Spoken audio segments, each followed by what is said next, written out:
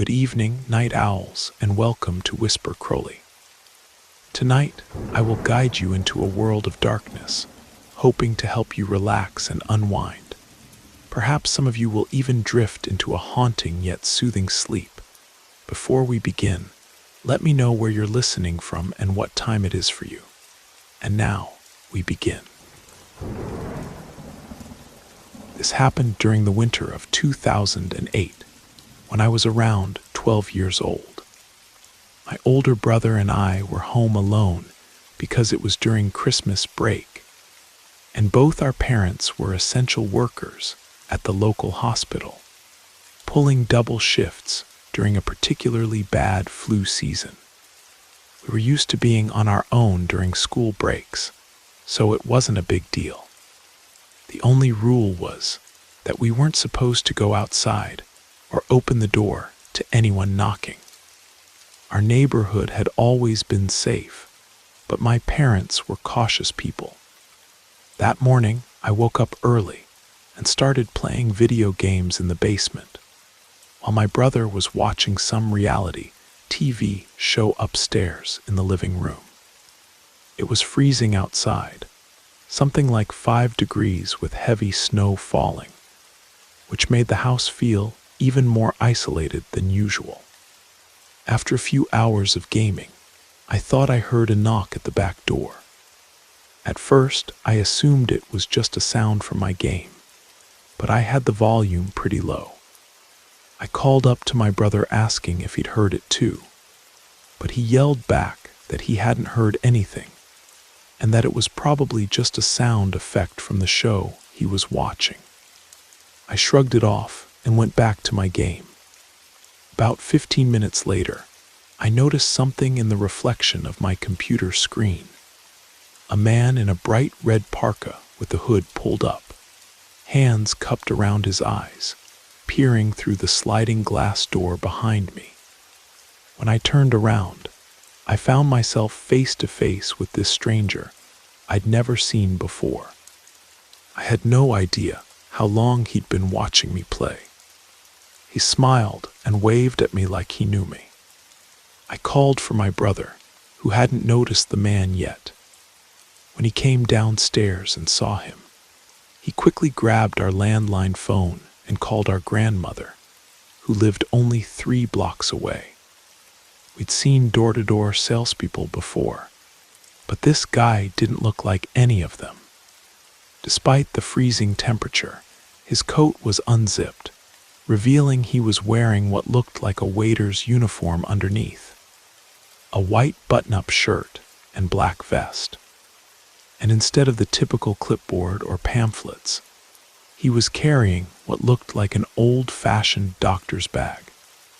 The strangest thing was that he had come through our backyard to get to the rear sliding door. During this trek, he would have seen that the driveway had been plowed, but there were no cars there, signaling no adults were home. When I stood up to move away, the man leaned down and grabbed the door handle, trying to force it open. Thankfully, we always kept the security bar in place. He looked directly at me, his smile growing wider, and gestured for me to open the door. He mouthed something I couldn't make out. The commotion woke up our German shepherd, who had been sleeping upstairs. She came charging down the basement steps, barking and growling ferociously at the glass. She was nearly 90 pounds and extremely protective. If this man had managed to get in, there's no way she would have let him anywhere near us. My brother, who was 14, told me that our grandmother was already on her way, and that we should lock ourselves in the upstairs bathroom until she arrived. He handed me the phone and then ran to the kitchen, coming back with the largest knife from the butcher block. I heard my brother yell at the man through the glass, saying we had already called the police and they would be here any minute. When he returned to where I was standing and we headed upstairs, he told me something that still gives me chills to this day. He said that when he mentioned the police, the man didn't run away or look concerned. He started laughing silently behind the glass, his shoulders shaking with amusement like he'd just heard the funniest joke in the world. We locked ourselves in the bathroom, with our dog standing guard outside the door. I was terrified we would hear the sound of breaking glass at any moment. About 10 minutes later, we heard the front door unlock and our grandmother's voice calling for us. We came out to meet her, and she told us she hadn't seen anyone around the property. She had actually walked around the entire house before coming in, checking for footprints in the snow. But strangely, there weren't any, not even by the sliding glass door where we had seen the man. What made it even more bizarre was that it had been snowing heavily all morning. There should have been tracks. It was as if the man had materialized out of nowhere and then vanished without a trace. Our grandmother decided to take the rest of the day off to stay with us and watch if the mysterious man would return. My parents installed a security system the following week. It's been 13 years since that day, and still, I don't like to imagine what might have been in that doctor's bag, or how that man could have left no footprints in the fresh snow. Sometimes when I'm alone and hear an unexpected sound, I find myself checking the reflections in my screens, just to make sure no one is watching me from behind.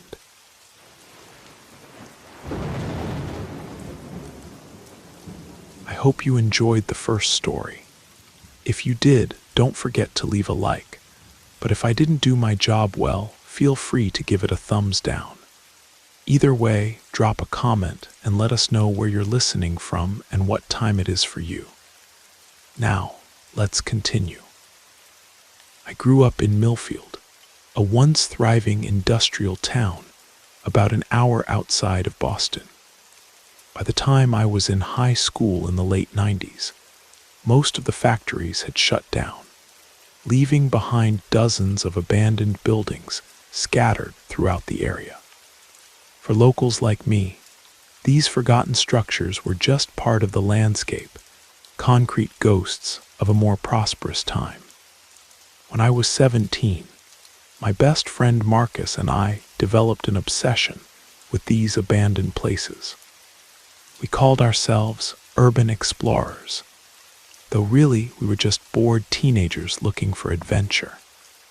There was something addictive about stepping into these time capsules, old textile mills with machinery still in place, office buildings with calendars frozen on dates from decades past, and warehouses where nature had begun to reclaim the space. We knew the risks: collapsing floors, rusty nails, asbestos. But like most teenagers, we felt invincible. We'd heard rumors about homeless encampments and drug deals happening in some of the downtown buildings, so we avoided those. Instead, we focused on isolated structures on the outskirts of town, particularly those surrounded by the dense New England woods that grew thicker each year, as they encroached on these forgotten monuments to American industry. Over that fall semester, we explored maybe 5 or 6 different locations. We'd meet up after school, equipped with flashlights, disposable cameras, and the thrill of trespassing. Each new discovery felt like our own private archaeological dig into the recent past. Then came that day in early November, unseasonably warm with a thick fog that hung around well into the afternoon. Marcus and I were following our usual route, a cracked concrete access road that led to several abandoned factory buildings we'd already explored. But this time, we decided to push further, curious if there might be something new beyond our familiar territory. Most of the buildings were only a couple minutes' walk from each other, But after hiking for about 15 minutes without spotting anything, we started getting uneasy. The fog wasn't helping, limiting visibility to maybe 50 feet ahead. Still, we pressed on, following the deteriorating road, believing it had to lead somewhere. Eventually, the pavement gave way to gravel, and though the path narrowed and the trees pressed in closer, we continued. The fog had started to take on an orange hue as the sun began its descent, giving everything an eerie, apocalyptic glow. That's when we spotted it, a structure that seemed completely out of place. It looked like a duplex residential building, split right down the middle, but completely isolated in the woods with no other houses nearby. The architectural style suggested it was built in the 60s, but what was it doing out here, so far from any neighborhood? The windows were boarded up with plywood that looked surprisingly new, and a heavy padlock secured the front entrance. But the garage door was partially open, raised maybe 2 feet off the ground, just enough space for us to duck under. The garage itself was mostly empty, except for some trash and a few empty paint cans. The door leading into the house was closed, and when I tried the handle, it wouldn't budge. I pushed harder, then called Marcus over. Together, we put our shoulders into it, and with a groan of protest, it opened just enough for us to squeeze through. What struck me immediately was the chest of drawers positioned directly behind the door, as if intentionally placed there as a barricade. We managed to climb over it and found ourselves in a kitchen that was unexpectedly well preserved. Unlike most abandoned places we'd explored, there wasn't much dust or debris. The linoleum floor was worn but clean, and several cabinet doors hung open, their contents long removed. From our position, we could see down a hallway that led to a staircase and what appeared to be a living room. Most unsettling were the fresh footprints in the thin layer of dust on the hardwood floors of the hallway. Clearly someone had been here recently. We stood in silence, taking it all in, when a soft thud came from the other side of the house. It sounded like something small and solid hitting the floor. Marcus and I exchanged glances, freezing in place and straining to hear more. My heart rate accelerated, and I motioned toward the front door, suddenly eager to leave. As I made my way down the hallway, the unmistakable sound of metal scraping against wood echoed through the house, followed by a thunderous slam from the direction of the garage. I bolted for the front door, fumbling with the deadbolt while Marcus peered back down the hallway. "Dude, someone's coming," he whispered urgently. I finally got the door open, and we burst outside, sprinting down the gravel path. When we'd put about 100 yards between us and the house, I looked back. Through the thinning fog, I could see that the garage door was now completely closed. We didn't stop running until we reached Marcus's car, parked where the paved road began. As we sat there, breathing heavily, trying to process what had happened, a pickup truck slowly drove past us, heading in the direction we just fled from. The driver, an older man with a gray beard, stared at us as he passed. Marcus insisted it was just coincidence. The garage door might have been on a timer, or maybe just finally gave way after years of disrepair. But I wasn't convinced.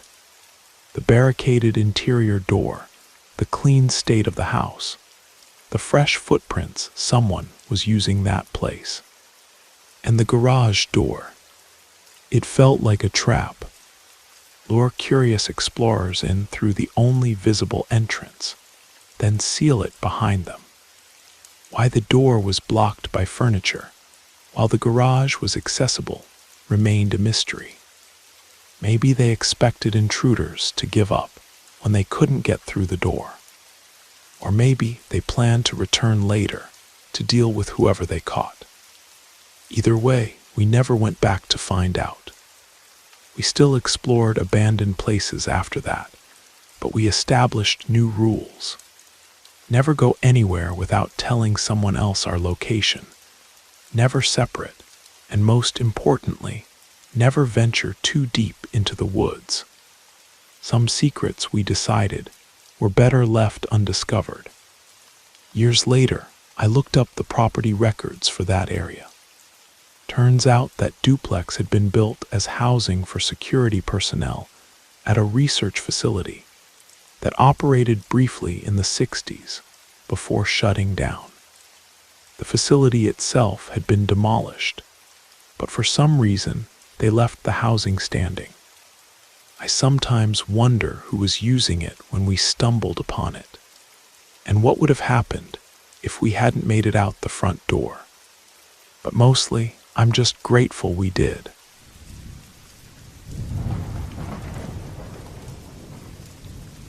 My best friend Tyler and I always had our special hideouts where we could escape from the rest of the world.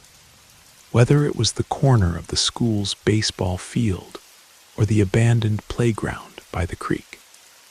Growing up in a small New England town in the early 90s, we treasured these moments away from adults and siblings who just didn't get us. When we were around 12, we built a treehouse in Tyler's backyard, using scrap wood his dad had stored in their garage.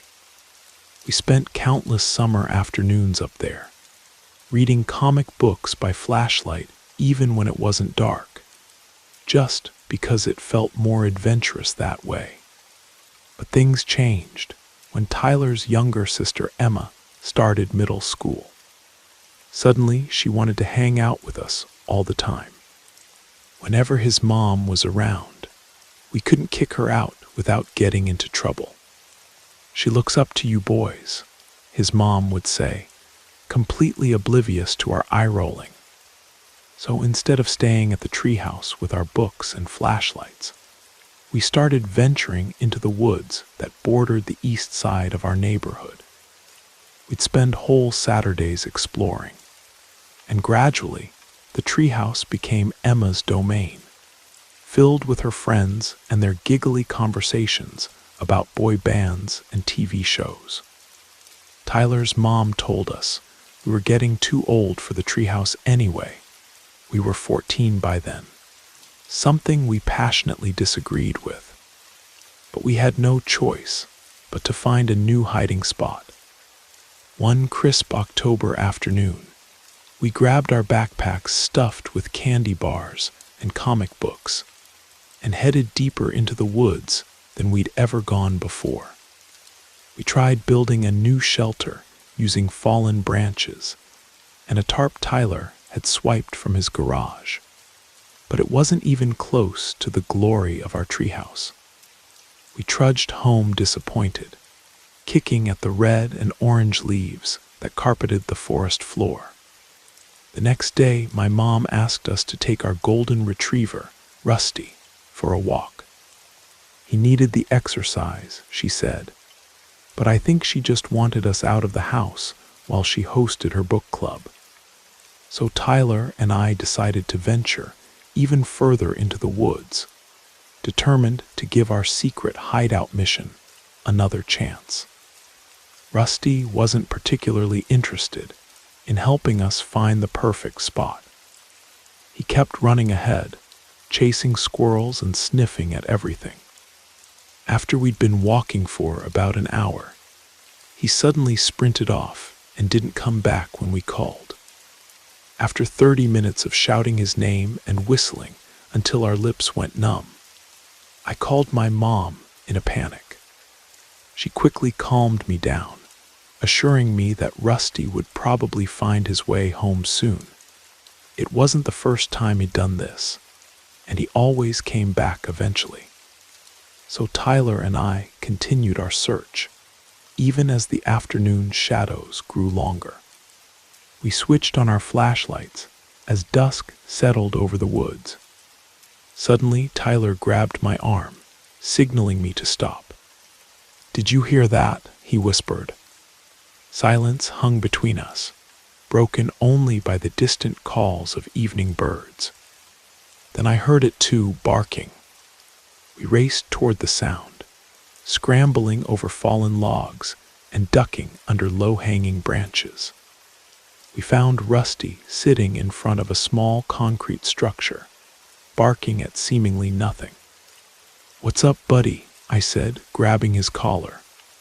He growled, the hair on his back standing straight up. I clipped his leash back on, and we both took a step back. Despite Rusty's odd behavior, we couldn't help but exchange an excited glance. The building looked like an old utility shed, or maybe a forgotten storage bunker from decades ago, a perfect hideout. The next day was Saturday. I finished my homework early and wolfed down lunch before meeting Tyler at the edge of the woods. We left Rusty at home this time and packed our backpacks with flashlights, extra batteries, and our Walkmans. We also brought a Polaroid camera Tyler had gotten for his birthday, eager to document our new discovery. The concrete building was a simple structure, almost perfectly square, with a rusted metal door and a corrugated tin roof. No windows, just solid concrete walls covered in decades of moss and vine growth. Inside was empty except for dust and a few dead leaves that had blown in. The floor was cold concrete, and our voices echoed slightly when we spoke. "This place is perfect," Tyler whispered, even though there was no one around to hear us. "Way better than the treehouse." The following day, we hauled blankets, old couch cushions, and a battery-powered lantern through the woods. We even brought a small portable radio that picked up just 2 stations with lots of static. The treehouse was completely forgotten, as we spent the remaining days of fall with the metal door propped open, reading comics and trading baseball cards in our little concrete kingdom. When winter came, we closed the door to keep out the cold, but it didn't bother us much. The darkness outside the door came earlier now, but our little sanctuary felt even cozier for it.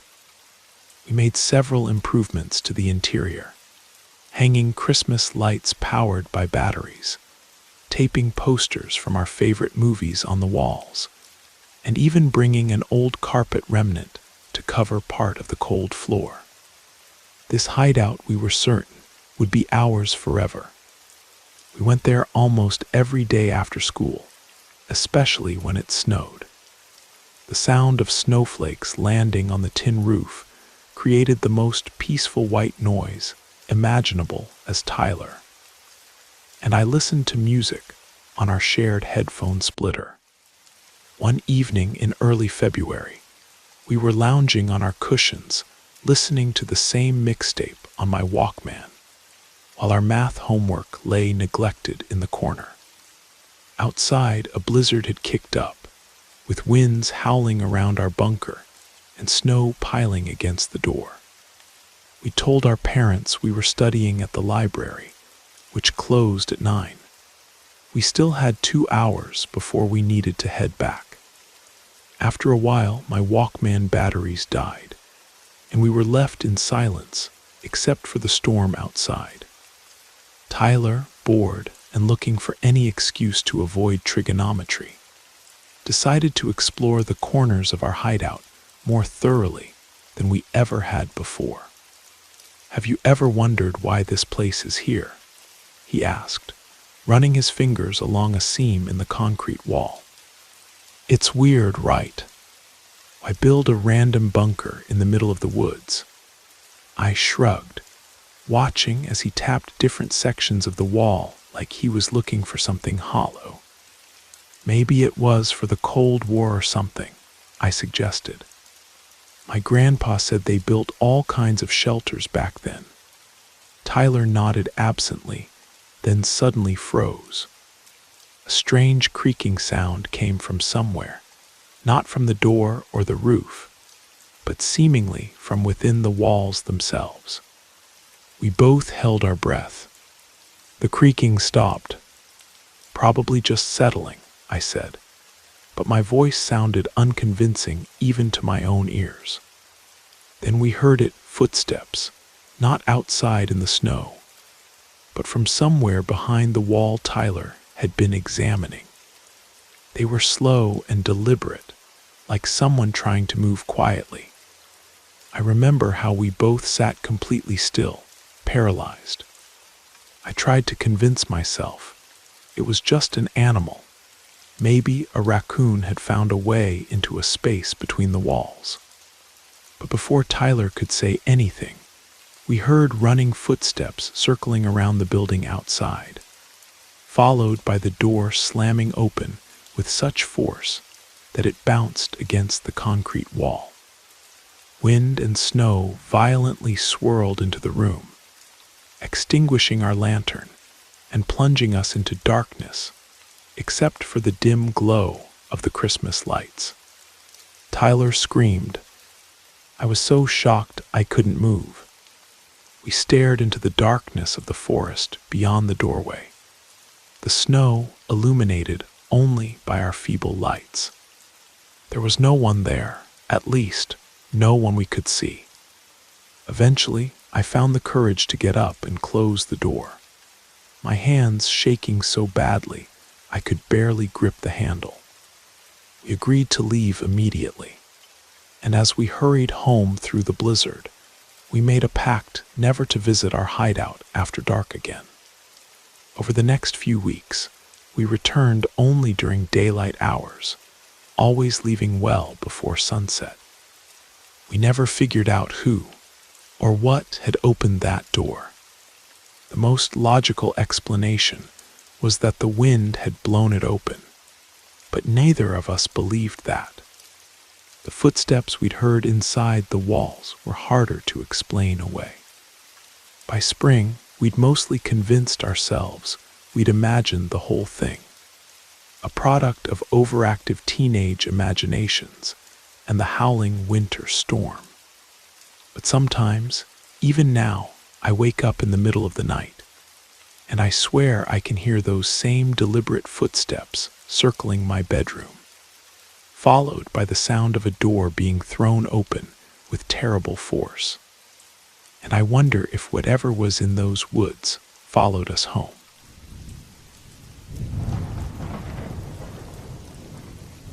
Back in the summer of '98, I was 23 years old and part of a small, tight-knit group of friends. Mostly it was just me, Marcus, and Tyler. We weren't the type to spend weekends partying or hitting up clubs. Instead, we'd hike through the dense forests of northern Michigan, have deep conversations around campfires, or explore abandoned places that dotted the rural landscape outside our small college town. One particularly humid evening in late July, Marcus showed up at my apartment unannounced.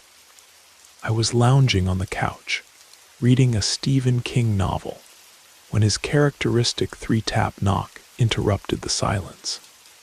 The moment I opened the door, I could tell by the gleam in his eyes that he had found something interesting. "Jake, you're not gonna believe what my cousin told me about," he said, practically bouncing with excitement. "There's this abandoned building deep in the Blackwood Forest, way off the hiking trail. Nobody really talks about it." I put my book down, immediately intrigued. "What kind of building? Did your cousin check it out?" Marcus shook his head. "That's the thing, he didn't even dare to get close. Said there was something off about the place. He only spotted it because he got lost while hunting last fall." This immediately piqued my interest. Marcus's cousin Ryan wasn't exactly the skittish type. He was an ex-military guy who'd done 2 tours overseas. If something made him uneasy enough to keep his distance, it had to be worth investigating. I grabbed my phone and called Tyler. Despite the crackling reception, Tyler lived in a cellular dead zone on the outskirts of town. He caught enough of our conversation to sound enthusiastic. "I'm in. Give me 30 minutes. By the time we finished the call, it was already past 5 in the afternoon. Sunset wouldn't come until around 8:30, but the dense canopy of Blackwood Forest meant we'd be dealing with shadows much sooner. The dimming light would only make our exploration more atmospheric. Marcus and I packed the essentials: powerful flashlights, extra batteries, energy bars, water bottles, and I grabbed my Polaroid camera, something I'd recently picked up at a garage sale. We drove over to Tyler's cabin, a small inherited property that sat on the edge of town where the forest began to thicken. Tyler was waiting for us on his porch, a worn backpack slung over one shoulder. He climbed into my rusty Ford pickup, and we headed toward the eastern entrance of Blackwood Forest Preserve. We parked at a small convenience store that served as the last outpost of civilization before the wilderness took over. The elderly cashier eyed us suspiciously as we purchased a few more snacks and additional flashlight batteries.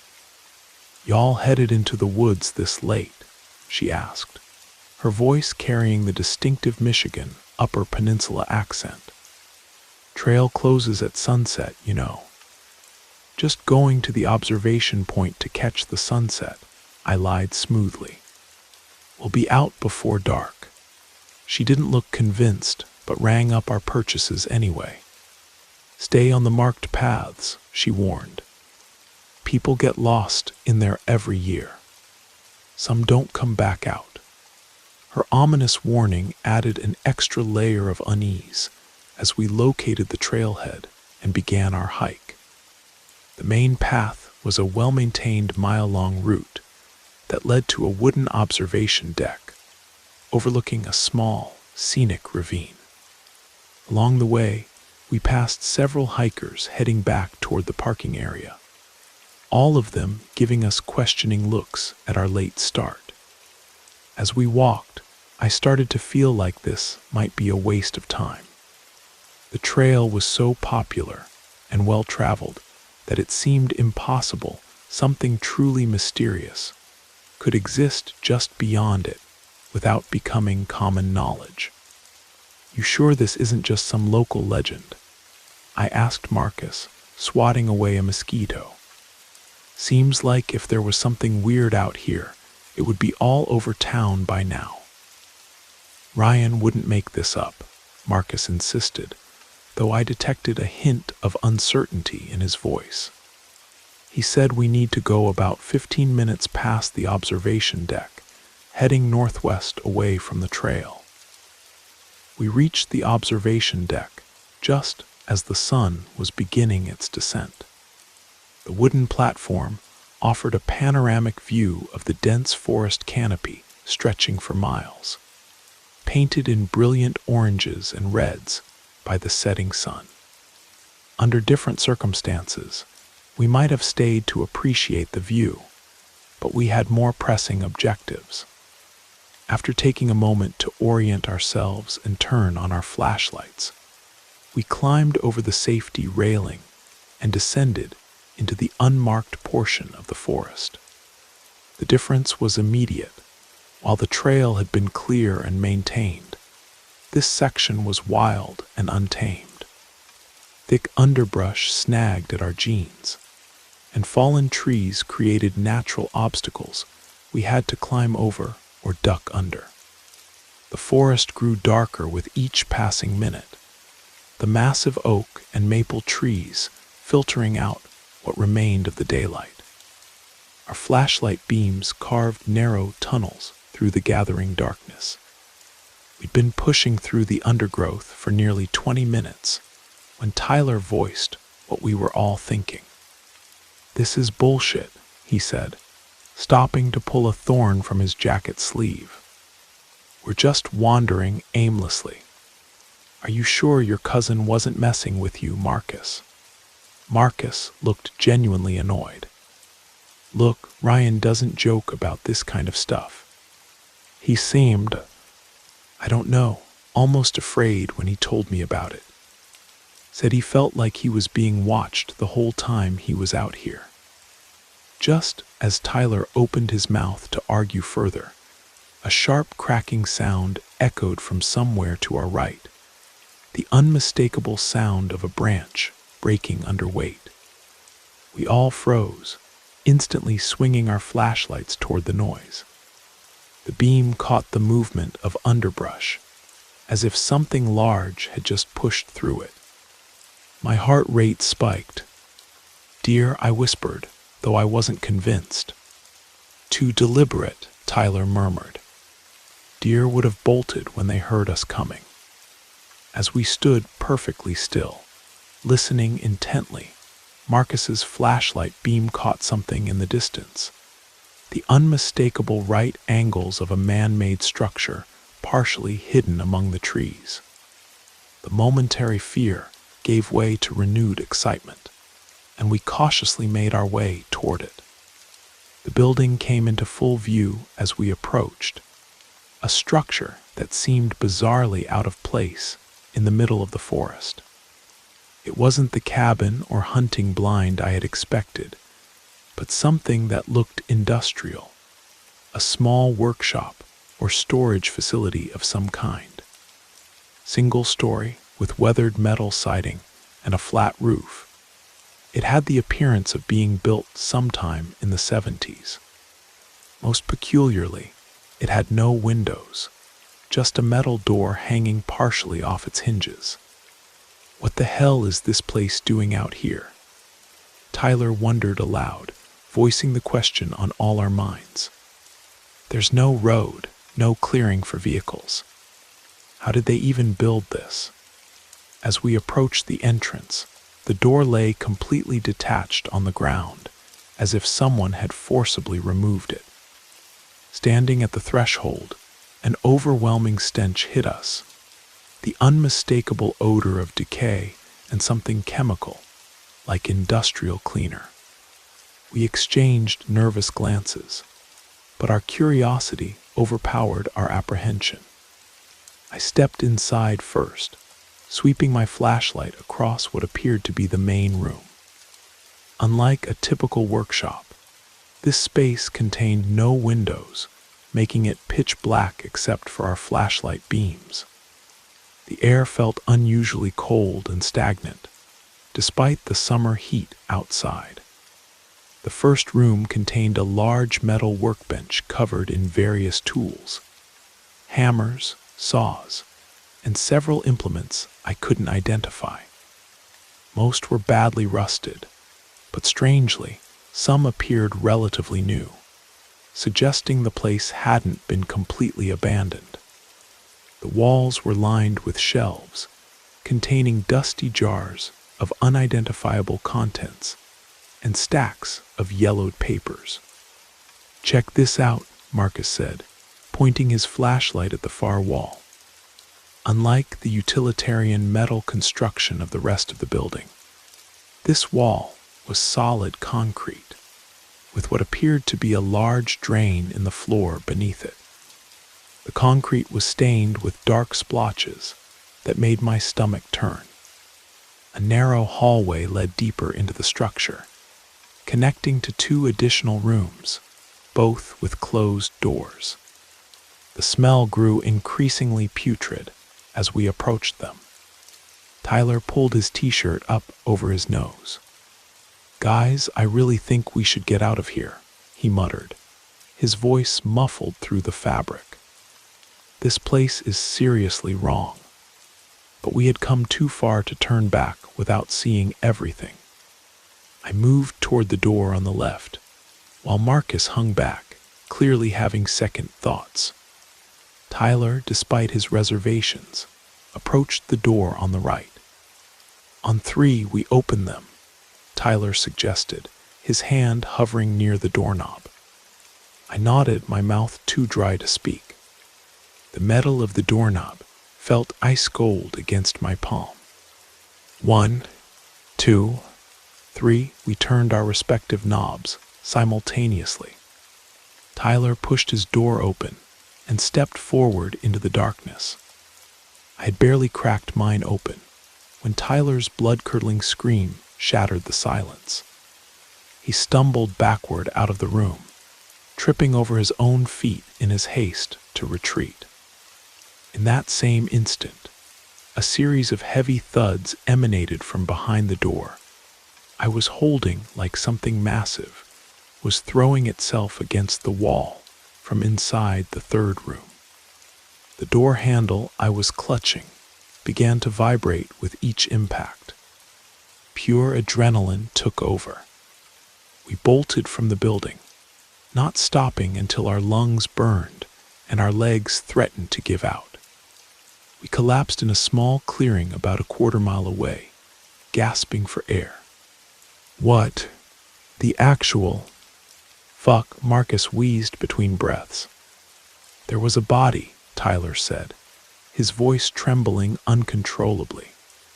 "On the floor. Fresh. Not like a skeleton or something old. Someone wearing a red flannel shirt. There was so much blood. Someone was in that other room," I added, still feeling the phantom sensation of the doorknob vibrating in my hand. "They were trying to get out." We didn't need further discussion. Moving as quickly and quietly as possible, we oriented ourselves using the North Star and headed in what we hoped was the direction of the trail. Every snapping twig or rustling leaf sent waves of panic through us. I couldn't shake the feeling we were being followed. By some miracle, we found the trail after about 30 minutes of semi-blind navigation. We practically ran back to the parking lot, where my truck sat alone in the moonlight, the convenience store now closed and dark. "We need to go to the police," Tyler insisted as we piled into the vehicle. His face was ashen, eyes wide with lingering terror. The nearest sheriff's station was in Riverdale, about 15 minutes away. The night deputy looked up from his crossword puzzle with mild irritation as the three of us burst through the door, still breathing heavily and covered in dirt and scratches. "Slow down, boys," he drawled, clearly unimpressed by our disheveled appearance. "What's got you all riled up?" We explained what we'd found as coherently as possible, emphasizing the body Tyler had seen and the fact that someone else seemed to be in the building. The deputy, whose nameplate identified him as Wentworth, listened with growing skepticism. "Let me get this straight," he said when we finished. "You three went hiking off-trail after hours in Blackwood Forest to find some building that supposedly shouldn't be there, and now you're claiming there's a murder scene inside. Put that way, our story did sound ridiculous." But Tyler was insistent. "I know what I saw," he said firmly. "There's a dead body out there, and maybe someone else in danger." Deputy Wentworth sighed deeply, but finally picked up his radio. "Might as well check it out," he muttered. "Not like much else happens around here on a Tuesday night." He called in 2 additional deputies and took our information, instructing us to wait in the station's small lobby. 3 hours passed with no word. The hard plastic chairs made my back ache, but none of us considered leaving. Around 2 in the morning, the station door opened, and Deputy Wentworth returned with another officer I hadn't seen before, a tall woman in a state police uniform. "I'm Detective Larson with the Michigan State Police," she introduced herself. "I need to ask you boys some more detailed questions about what you found tonight." Her presence suggested they had indeed discovered something significant. She led us to a small conference room and interviewed each of us separately, asking for precise details about the building's location and what we'd observed inside. Her questions were methodical and focused, particularly regarding the layout of the rooms and what tools we had seen. When she finished, she informed us that while they hadn't found any bodies in the building, they had discovered substantial blood evidence and signs of recent activity. Forensic teams were processing the scene, and a search of the surrounding area was being organized for daylight. "You boys stumbled onto something serious," she told us. "I can't share details of an ongoing investigation, but you should know we've had 3 missing persons cases in this county over the past 2 years. This could be connected." We were released around 4 in the morning with instructions to remain available for further questioning. The drive home was silent, each of us lost in our own thoughts about what we discovered and what might have happened if we'd opened that third door. 2 weeks later, Tyler called me in the middle of the night. His voice was tight with tension. "Turn on the news," was all he said.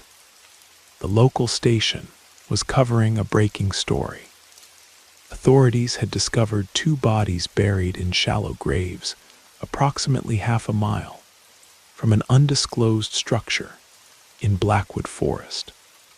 The reporter mentioned that the discovery was related to an ongoing investigation into a suspected serial killer operating in the region. One body had been identified as a hiker reported missing 8 months earlier. The other remained unidentified, but was believed to be more recent. 3 days after that news report, Detective Larson contacted us again. While she still couldn't share everything, she confirmed that forensic evidence suggested the building had been used for processing victims after they were killed elsewhere. The third room, the one with the loud thuds, showed signs that someone had been kept there, possibly alive, but had escaped during or shortly after our visit. "Your intrusion likely disrupted whatever was happening," she explained.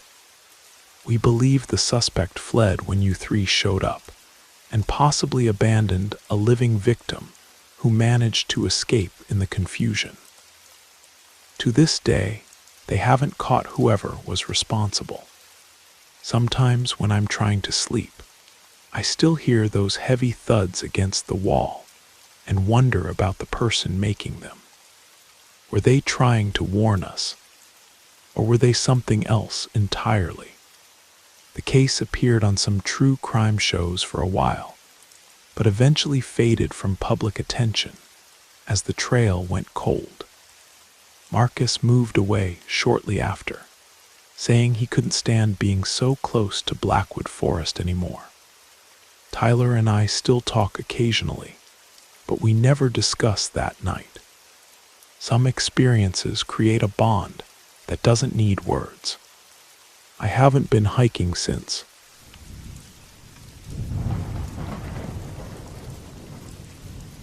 This happened a few years back when I was in my mid-20s. I had just moved to a small coastal town in New England for a writing residency program. The apartment complex where I was staying was mostly filled with other artists, writers, and seasonal workers employed by the nearby resorts. Since it was late November, just after the fall tourist season had ended, the place was eerily quiet. The timing made everything worse. It was that awkward period between Thanksgiving and Christmas when most visitors and seasonal residents had left, but the winter crowd hadn't arrived yet. So the only people in the complex were year-round residents like me, who had committed to staying through the off-season. The result was an almost ghost town. What typically housed around 350 people now held maybe 20 at most, scattered across several buildings. That evening, I was working on my latest manuscript in my apartment, trying to meet a deadline for my agent. All my neighbors in the adjacent units had departed for the holidays, leaving me completely isolated in my wing of the building. Around 11:45, I decided to take a break and clean up the kitchen. As I was throwing some trash away, I noticed the bin was almost overflowing. When I lifted the bag out, the unmistakable stench of seafood I'd thrown out 3 days prior hit me. It had started to rot in the unseasonably warm weather we'd been having. I headed toward the door to take out the garbage, but suddenly felt a wave of unease wash over me, goosebumps rising on my arms, a gut feeling whispering, "Don't go outside." I dismissed it, though. The smell was unbearable, and the dumpster was right by the building, no more than a minute's walk. I grabbed the bag, and wearing just flannel pajama bottoms and an old college sweatshirt, stepped out into the foggy night. The parking lot, which would typically hold 40 or 50 vehicles during peak season, now contained just my sedan and 3 other cars. That's when something caught my attention. One of the vehicles, a dark blue van with rusted edges and tinted windows, had its engine running, but no lights on. On its roof was what looked like camera equipment, and through the fog, I could make out what seemed to be tripods or stands in the back. It struck me as odd, like some kind of surveillance vehicle. There was absolutely no reason for such a van to be there, especially at this hour, in a nearly deserted complex, shrouded in coastal fog. As I approached the dumpster, I finally got a better look at who was inside the van. 3 people, not 2 as I initially thought. They appeared to be in their 30s or 40s, all wearing dark clothing. The driver seemed distracted, until one of the passengers in the back suddenly pointed directly at me. The moment all 3 heads turned in my direction, I felt my blood turn to ice. Every instinct screamed for me to run back to my apartment immediately. But I tried to rationalize. Maybe they were filmmakers scouting locations. Or perhaps they were involved in something illegal, like distributing black market electronics. I thought running might only escalate the situation. So I continued walking, trying to appear casual despite my racing heart. As I walked, the 3 continued their conversation, gesturing animatedly in my direction. I couldn't make out what they were saying, but the side door was partially open, and I could hear the urgent tone of their voices, something about perfect timing and alone. Just as I tossed the garbage into the dumpster, the van's engine revved loudly. That was enough for me. I dropped the recycling I was carrying and sprinted back toward the building. I could hear the vehicle's tires crunching over the gravel behind me. I ran across the parking lot in my bare feet, feeling the cold, sharp stones cutting into my soles. To throw off my pursuers, I ducked through a garden path rather than taking the direct route I had come from. Once I reached my apartment, I slammed the door, locked everything, and rushed to the sliding glass door leading to my small patio to ensure it was secured. It was locked. Then I remembered the blinds in my bedroom were open, and the desk lamp was still on. I hurried to turn it off and hid beside the window. That's when I saw the same van, now creeping slowly through the parking lot, now in the section directly facing my window.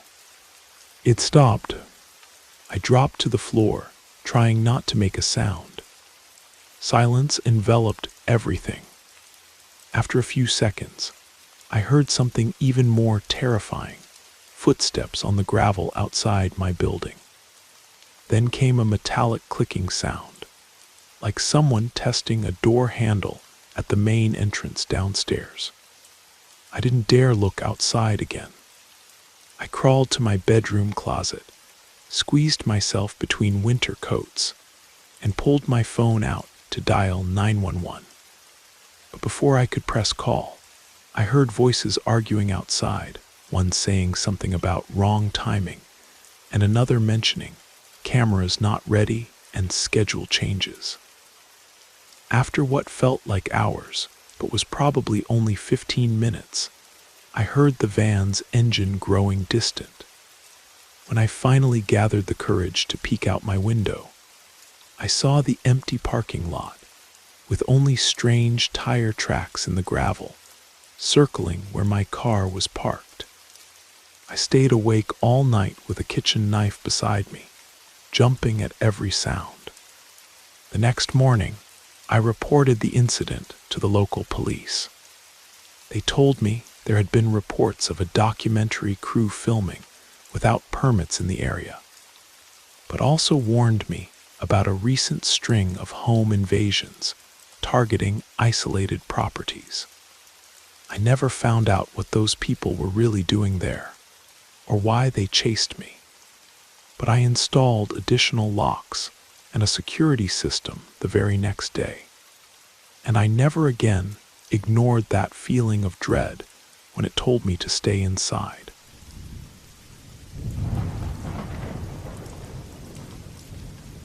This happened about 7 or 8 years ago, when I was living with my grandfather in Montana. We had this cabin tucked away in the mountains, surrounded by dense forest on 3 sides. Our property was part of an old logging area that had been divided and sold off years earlier. So we had neighbors, but they weren't exactly what you'd call close. That's what I loved most about our place, the solitude. The feeling that all those acres of wilderness belonged to me made me fearless about wandering alone, especially at dusk, when the light played tricks through the pine branches. Between 6 and 9 in the evening, I'd often hike through our property, and sometimes, when insomnia hit, I'd even venture out around midnight or 1 in the morning. Looking back now, I realize how foolish that was. After that night, I never set foot outside after sunset without someone alongside me, always making sure I'd be back before the daylight completely faded. The trail I usually took formed a loop. The first section passed by a clearing near a small lake where fly fishermen sometimes gathered. If anything happened there, at least someone might notice, and cell reception was decent enough that I could call for help if needed. But the second part of the route was different. It cut through about a 1/4 mile of dense forest, a completely isolated stretch between our property and the neighboring ranch. It was in this section that I had my terrifying encounter. It was late past midnight, though I can't recall the exact time. The only light came from my headlamp, casting eerie shadows on the trees around me. The moon was obscured by clouds that night, making the darkness feel almost physical. I was nearing the bend that would lead back to the clearing when I heard a voice asking for help. "Hey, can you help me? I'm stuck. Please, help me." The voice was monotone, almost mechanical in its repetition, but strangely calm for someone supposedly in distress. I pulled out my earbuds and switched off my music to make sure I was hearing correctly. The naive part of me almost called back. my first instinct telling me that maybe someone really did need assistance.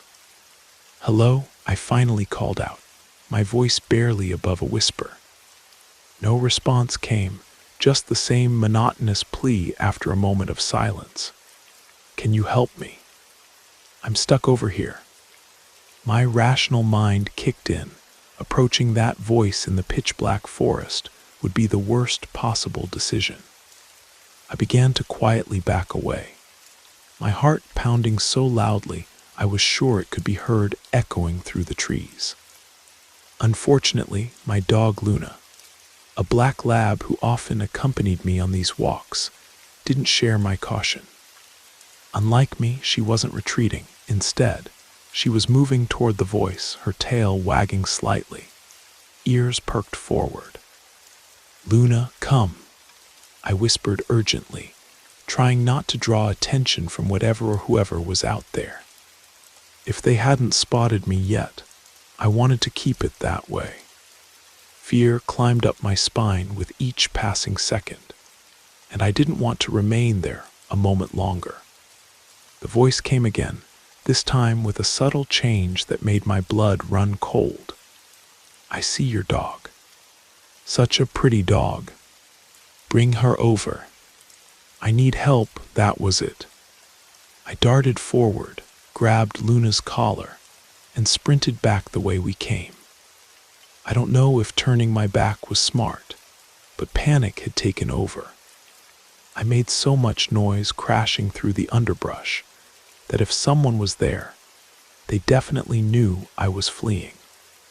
I had no idea if I was being pursued, but terror had completely consumed me. My imagination painted horrific images of something, not someone, but something chasing after us. I didn't stop running until we were safely inside the cabin, the door locked behind us. Though terrified, part of me still worried about whoever was calling for help. What if someone really was injured?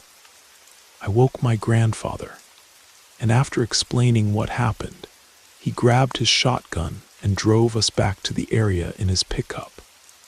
We found nothing. We called out from the safety of the truck, shining powerful flashlights into the trees, but no one responded.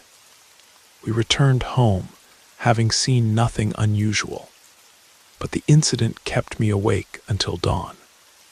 The next morning, I insisted we return to search the area more thoroughly in daylight. My grandfather brought along his friend, a former sheriff's deputy, but there was no sign anyone had been there. No footprints besides mine from the previous night. No disturbed undergrowth where someone might have been stuck. Nothing. The most disturbing thought that crossed my mind was that perhaps there had been a body. I'd heard that severely injured people can sometimes act eerily calm. Maybe that explained the monotone voice and lack of response. We searched for 3 hours that morning, checking every ravine and thicket within half a mile of where I'd heard the voice. But there was simply nothing there. 2 weeks later, I was reading the local newspaper when a small article caught my eye. A hiker had gone missing in an area about 15 miles from our property. They described him as mentally unstable and potentially dangerous. His family mentioned he had a habit of speaking in an unusually flat, emotionless tone due to his condition. They never found him, and I've never forgotten that voice. To this day, I have no idea who or what was calling for help in such a strange manner. My imagination, of course, has created several disturbing theories, like in classic horror stories. Sometimes I wonder if it was that missing hiker, or something more sinister that had gotten to him first and was now using his voice. One detail still haunts me that I never told anyone, not even my grandfather. Just before I grabbed Luna and ran, In that split second when the voice mentioned seeing my dog, I could have sworn I saw a pair of eyes reflecting my headlamp's light from about 30 feet away. They were at least 7 feet off the ground.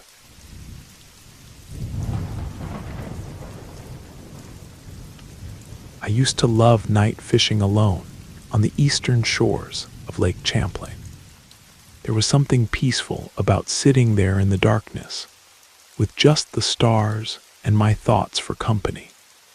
But something happened 5 years ago that fundamentally changed how I approach solitude at night. It was early autumn, that perfect time when the summer heat has faded, but winter's chill hasn't yet taken hold. I had found this secluded concrete pier that jutted out about 30 feet into the lake, a spot known mostly to locals, but generally quiet even on weekends. The moon that night was just a sliver, making the stars seem impossibly bright against the Vermont mountains on the horizon. I had been there for about 3 hours, having decent luck with a few smallmouth bass, when I heard tires crunching on the gravel access road behind me. I didn't think much of it at first. Other fishermen occasionally showed up, even at 11:30 at night. A pickup truck pulled up, its headlights briefly illuminating the entire pier before going dark.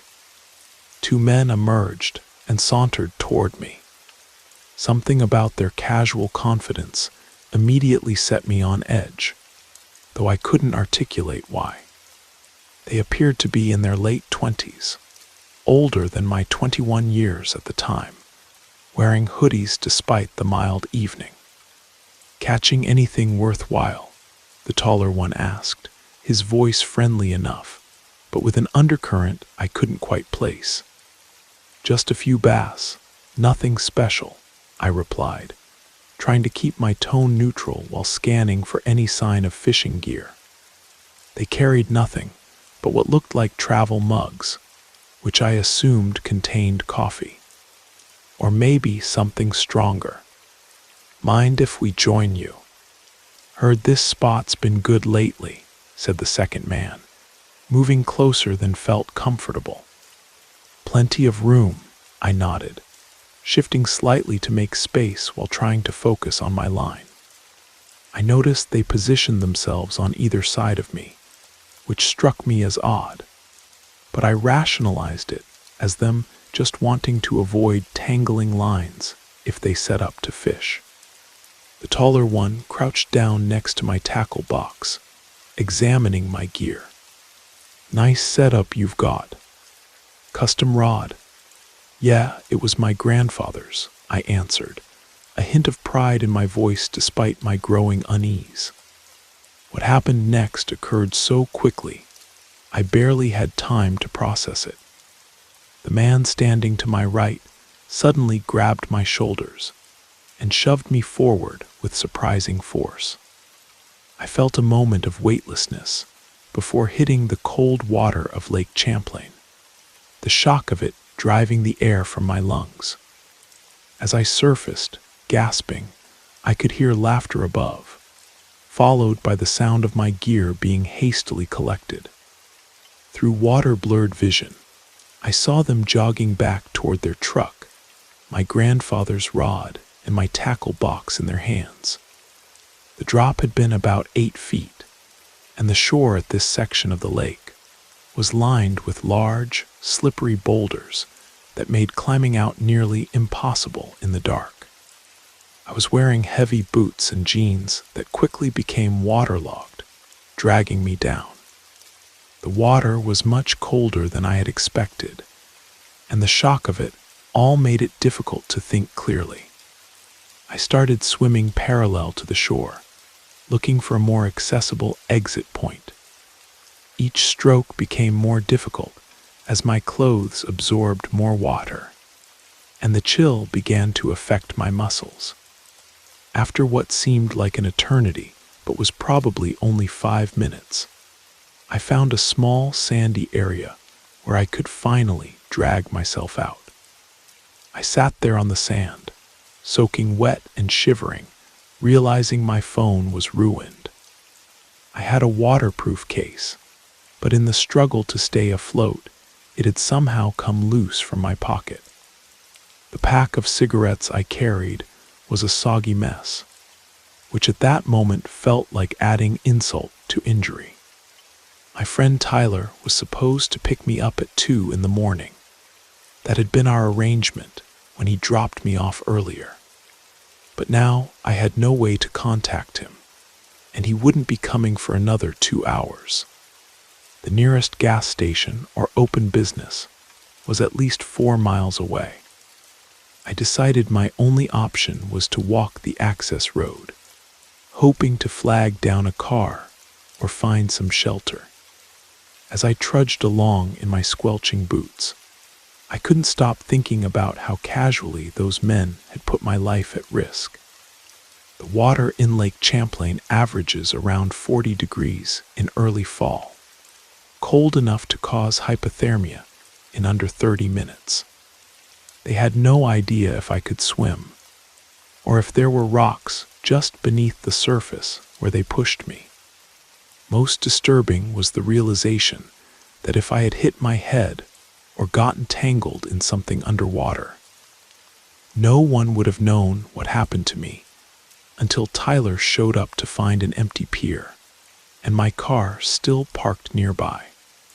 After walking for almost an hour, headlights finally appeared behind me. To my enormous relief, it was Tyler. He had decided to come early, having a weird feeling that something wasn't right. When he saw me still dripping, lips blue with cold, his initial confusion quickly turned to anger as I explained what had happened. He immediately cranked up the heat in his truck and gave me a blanket he kept in the back. "We should call the police," he insisted, already reaching for his phone. I nodded, though I doubted they'd find those men. The fishing gear they stole was worth maybe $70 total, but my grandfather's rod was irreplaceable. The police took a report, but as expected, the men were never found. The officer who interviewed me said something that still haunts me. "You're lucky they only wanted your fishing gear." Since that night, I've never gone fishing alone after dark. When I do go night fishing, I always bring at least one friend, and we're careful about who knows where we'll be. I've replaced everything they stole except my grandfather's rod, which still pains me to think about. Sometimes I wonder if those men ever think about what they did, if they realize or care how close they came to having a death on their conscience. But mostly, I've come to understand how quickly the line between an ordinary evening and potential tragedy can be crossed, and how the casual cruelty of strangers can change your life in an instant.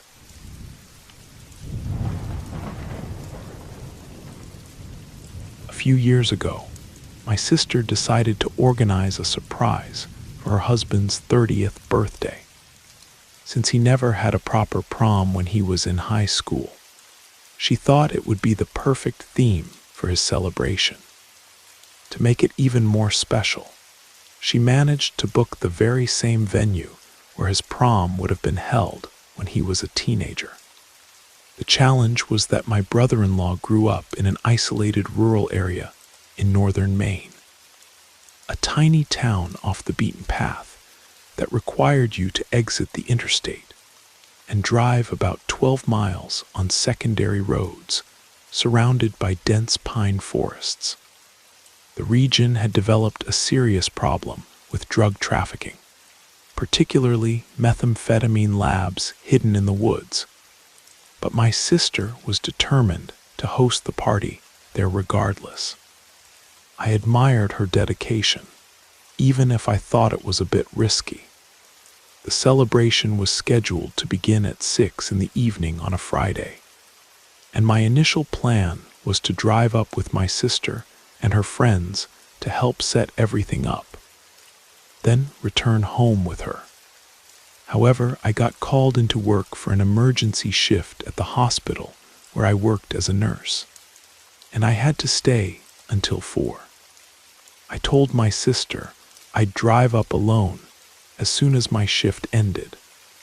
She warned me that it was easy to get lost on those winding forest roads, especially after dark.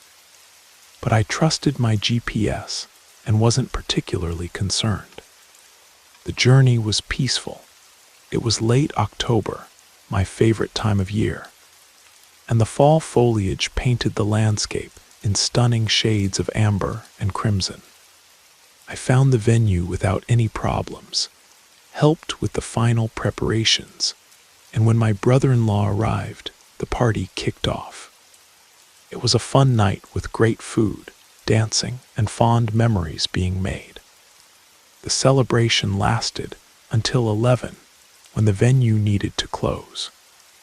I was among the last to leave, as I helped my sister and her friend stack chairs and clean up. By the time we finished, it was nearly midnight, and I was exhausted from my hospital shift earlier that day, followed by hours of festivities. Before I left, my sister reminded me again to be careful on the roads. "The GPS signal gets spotty out here," she warned, "and there's no streetlights. Plus, some of the locals can be unpredictable, especially on a Friday night." I assured her I'd be fine and didn't think much of her warning. After saying goodbye, I got into my car and started making my way back toward the interstate. The moon was obscured by clouds, making the night exceptionally dark. My headlights cut through the darkness, illuminating only a short distance ahead on the narrow road.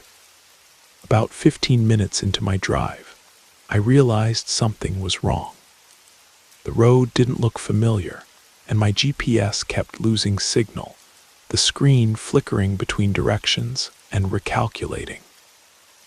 I must have taken a wrong turn somewhere. Fatigue clouded my judgment, and I found myself on an even narrower road, surrounded by towering trees that seemed to lean in over the pavement.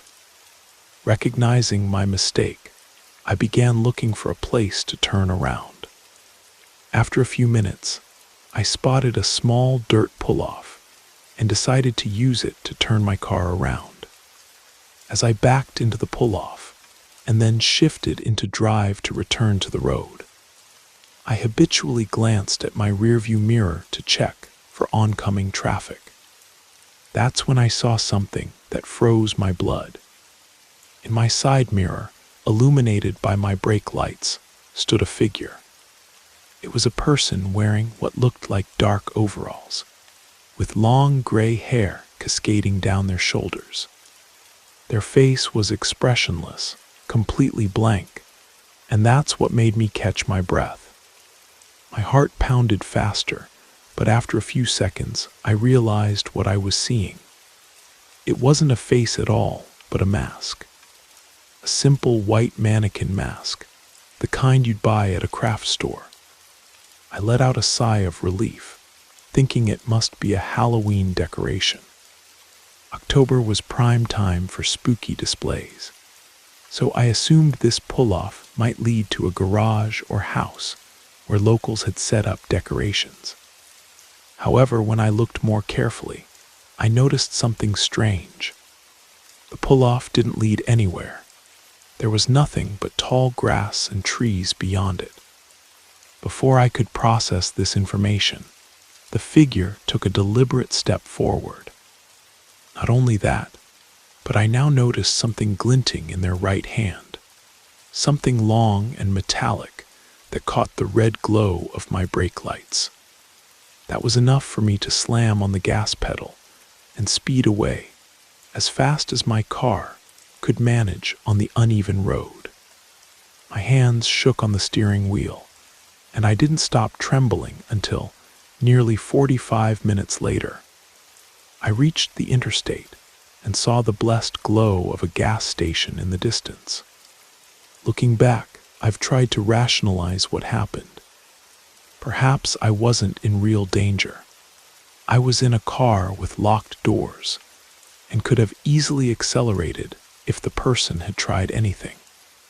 But what haunts me is the deliberateness of that figure, the way they stood perfectly still until I noticed them, the careful step forward once they knew they had my attention, the object in their hand. Maybe it was a local resident, possibly under the influence of drugs, trying to scare drivers without thinking about the consequences. Maybe it was someone with darker intentions, waiting for a vulnerable traveler. Or maybe, and this thought sometimes keeps me up at night, maybe they weren't alone. Maybe while I was focused on the figure in my mirror, there were others hidden in the darkness beyond my headlights. To this day, I feel a chill run down my spine whenever I drive on remote rural roads at night, particularly when I'm alone. I've never told my sister about it, not wanting to make her feel responsible for sending me down that road.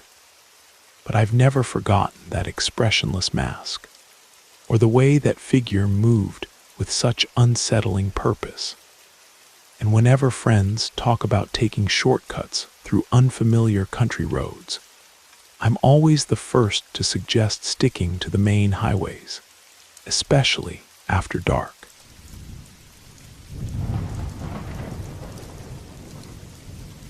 I've been a hunter for as long as I can remember.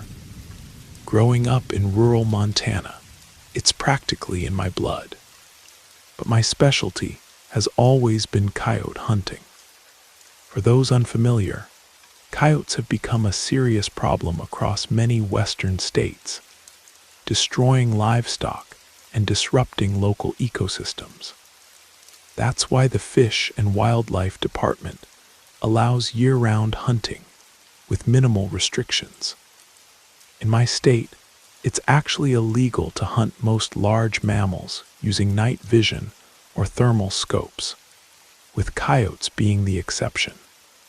It wasn't easy convincing my wife that a thermal scope costing literally twice as much as my rifle was worth the investment. But I finally took the plunge last winter. I'd been eyeing the Pulsar Thermion XB50 for months, reading reviews and watching videos of night hunts. When I finally got it, I was like a kid on Christmas morning. I spent days at the range zeroing it in, getting comfortable with the controls, and figuring out all its features. After a week of practice, I identified the perfect spot for a night hunt.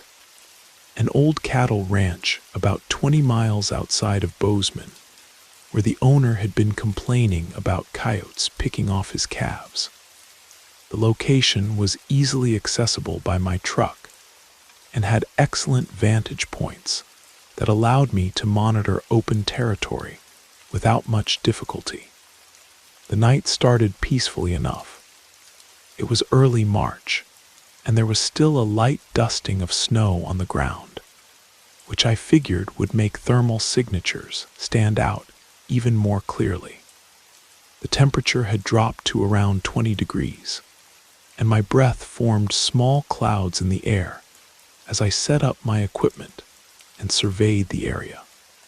I spotted a few animals, mostly deer and what looked like a fox, but they were out of season, and I wasn't interested in them anyway. After about 2 hours with no sign of coyotes, I decided to relocate to another spot I'd scouted a few days earlier, closer to the tree line where the ranch property met national forest land. This new position didn't seem much better than the first, but at least it gave me something to do and a fresh perspective for using my new thermal scope. After about an hour of observation, I noticed something odd. This area had very little wildlife activity. No rabbits, no owls, none of the usual nighttime critters. The only animals I saw were far off in the distance, at least several hundred yards away. This intrigued me.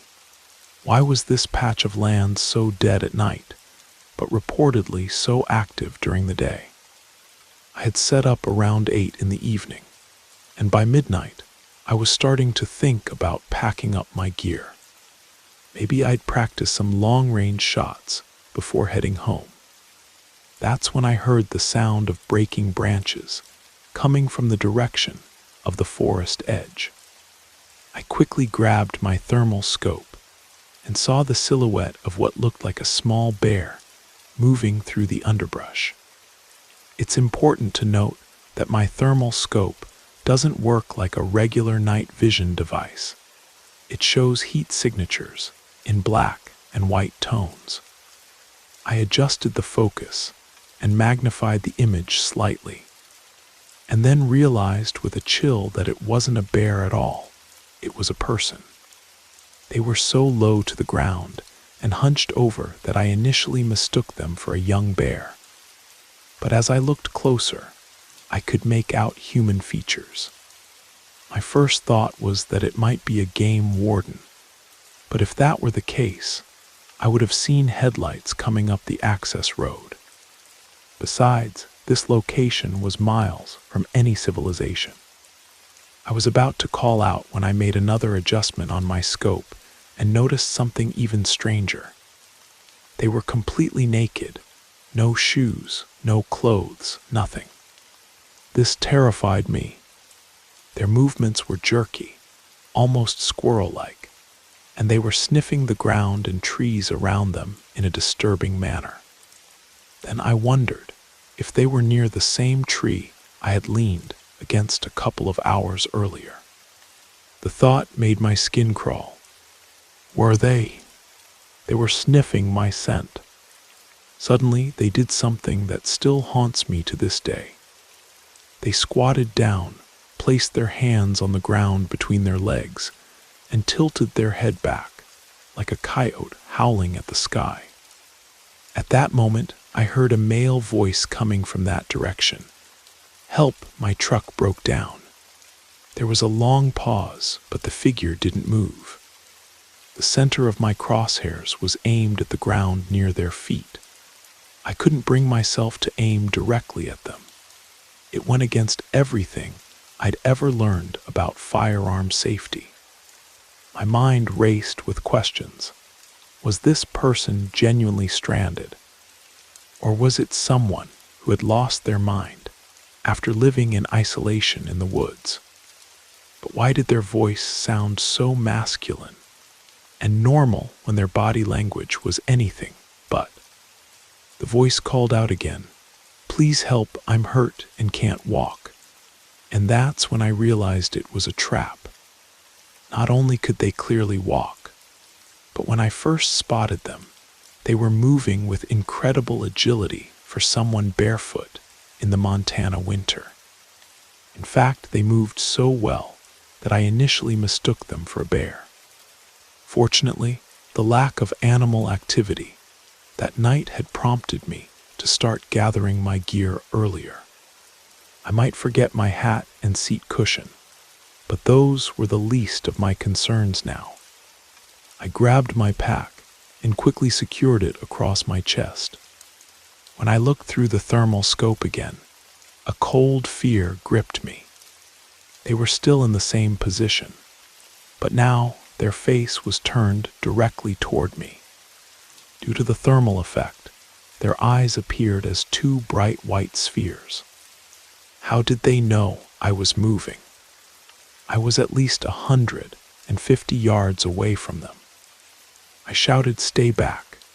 They then stood up, and in that moment, I realized how tall and thin they were, standing at least 6 feet tall, but looking like a skeleton. They took several long strides in my direction. Instinctively, I fired a warning shot over their head, hitting the trees behind them. They stopped, but then did something even worse. They dropped back down on all fours like an animal. My heart was pounding. "I can see you," I yelled. If you come any closer, I'll shoot." This time I kept my sights trained directly on their chest. They remained motionless for several seconds that felt like an eternity. Then, with a sudden movement, they turned and ran into the forest, moving so quickly that I could barely track them with my thermal scope before they disappeared into the dense trees. I fired another shot in their direction, just to drive them away. Then I tried to change the magazine in my rifle, but in my haste, I dropped it to the ground and didn't even bother to pick it up. My truck wasn't far, and I just wanted to get out of there. Running back along the trail, I could still hear them far behind me, making a strange sound that was somewhere between laughter and crying. I reached my vehicle, breathing heavily, tossed my pack into the cab, but kept the rifle on the passenger seat. I started the engine and drove away as fast as I could, not even caring about the ranch owner's cattle gate, which I left wide open behind me. For a long time, I told this story thinking I had simply encountered a deranged person living in the woods. I even reported the incident to the Fish and Wildlife Department. But all they did was lecture me about the dangers of hunting alone at night. No official investigation followed.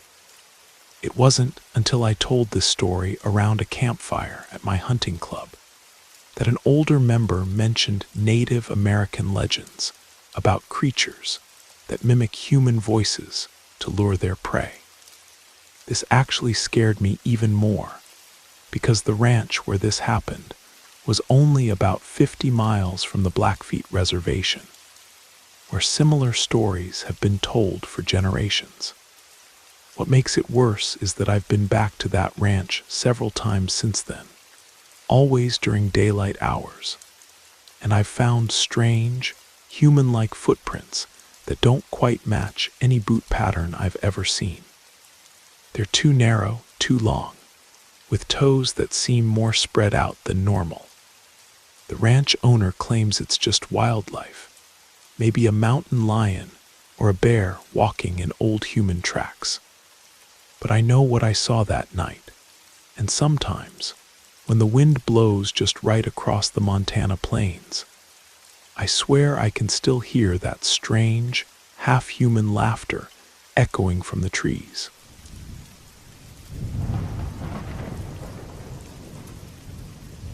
I spent a week in a beach house along the desolate Florida coast, miles from any populated area.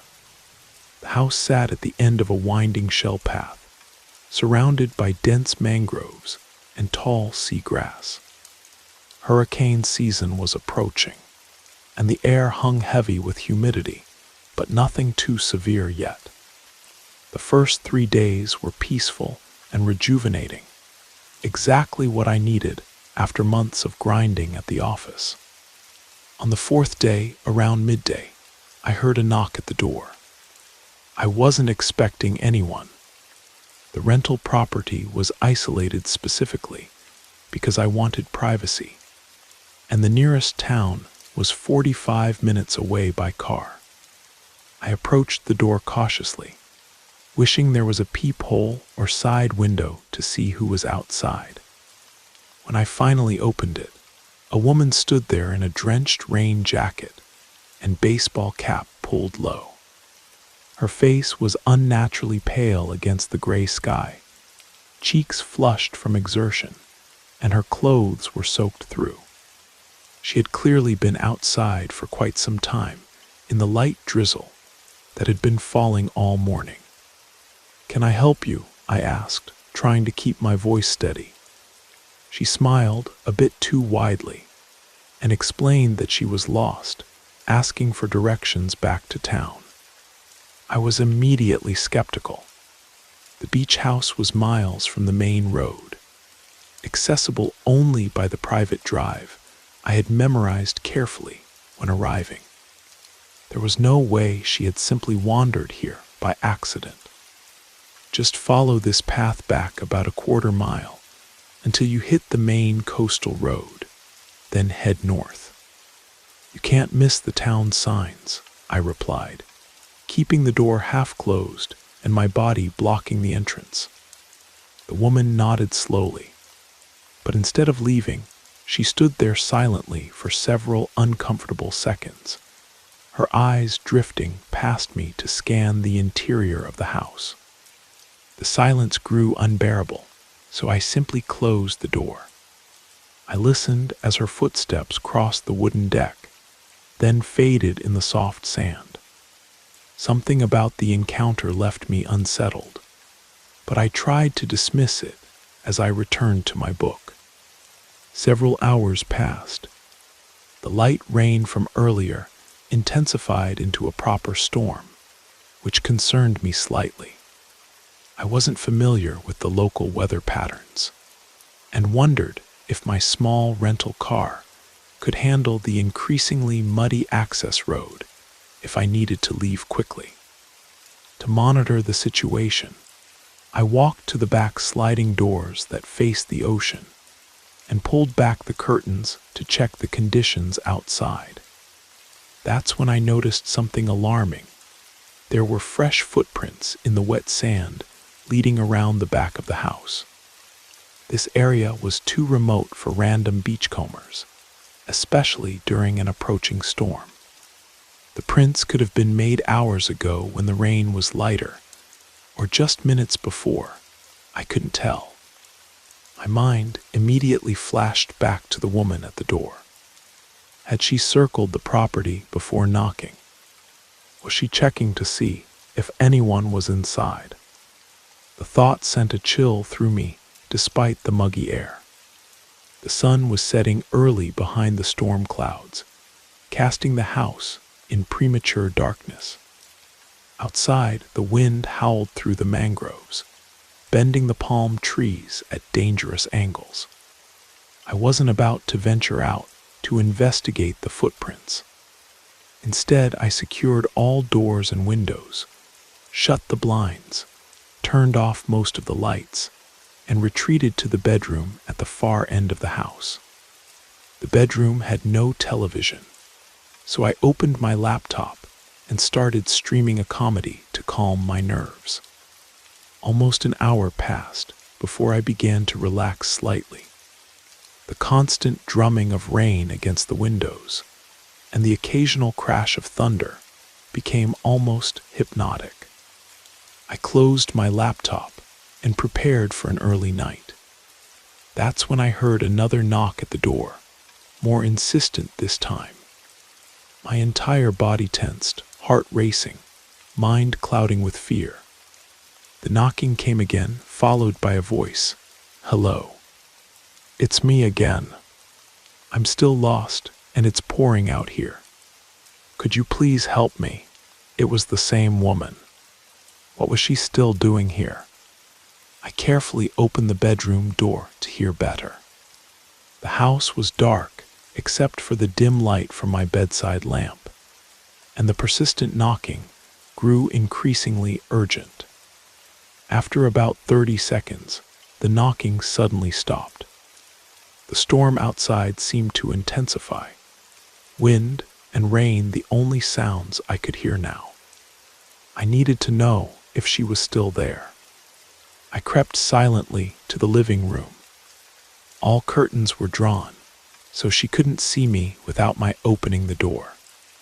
My only option was to peek through the narrow side window next to the entrance.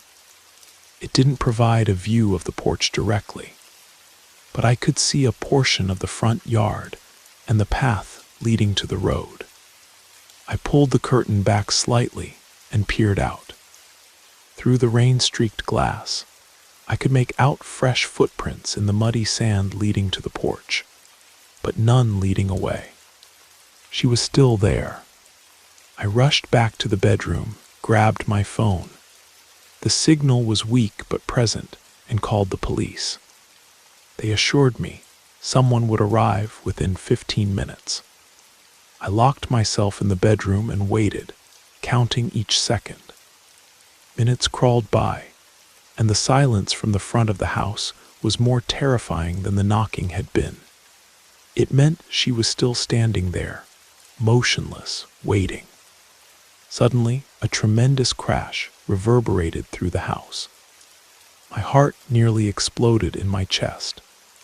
The sound came from somewhere above me, loud and violent, followed by an eerie return to silence, except for the storm. I was shaking uncontrollably, time stretching endlessly until finally, I saw red and blue lights flashing through the rain-spattered windows. Relief flooded through me as I stood and moved toward the bedroom door. But before I could open it, I heard a police officer shouting, "Get down on the ground." Now the commands continued, and it sounded like a struggle was taking place outside. Then came another loud crash. As it turned out, the woman never left. She had climbed onto the roof of the beach house and stayed there the entire time, presumably waiting for me to let my guard down so she could enter during the night. The first crash I heard was likely her testing the skylight in the bathroom. The police forced her down and arrested her for trespassing and attempted breaking and entering. In her backpack, they found duct tape, zip ties, and a hunting knife. She refused to admit any malicious intent, but it was clear she had spent hours surveilling the house, watching my movements through windows before approaching. They later discovered her car hidden in the mangroves a half-mile away, and inside it were newspaper clippings about wealthy tourists renting remote properties along this stretch of coastline. What she truly planned to do that stormy night, I'll never know with certainty. But sometimes, when rain taps against my windows at night, I remember those footprints circling the house, and I check the locks twice before sleeping.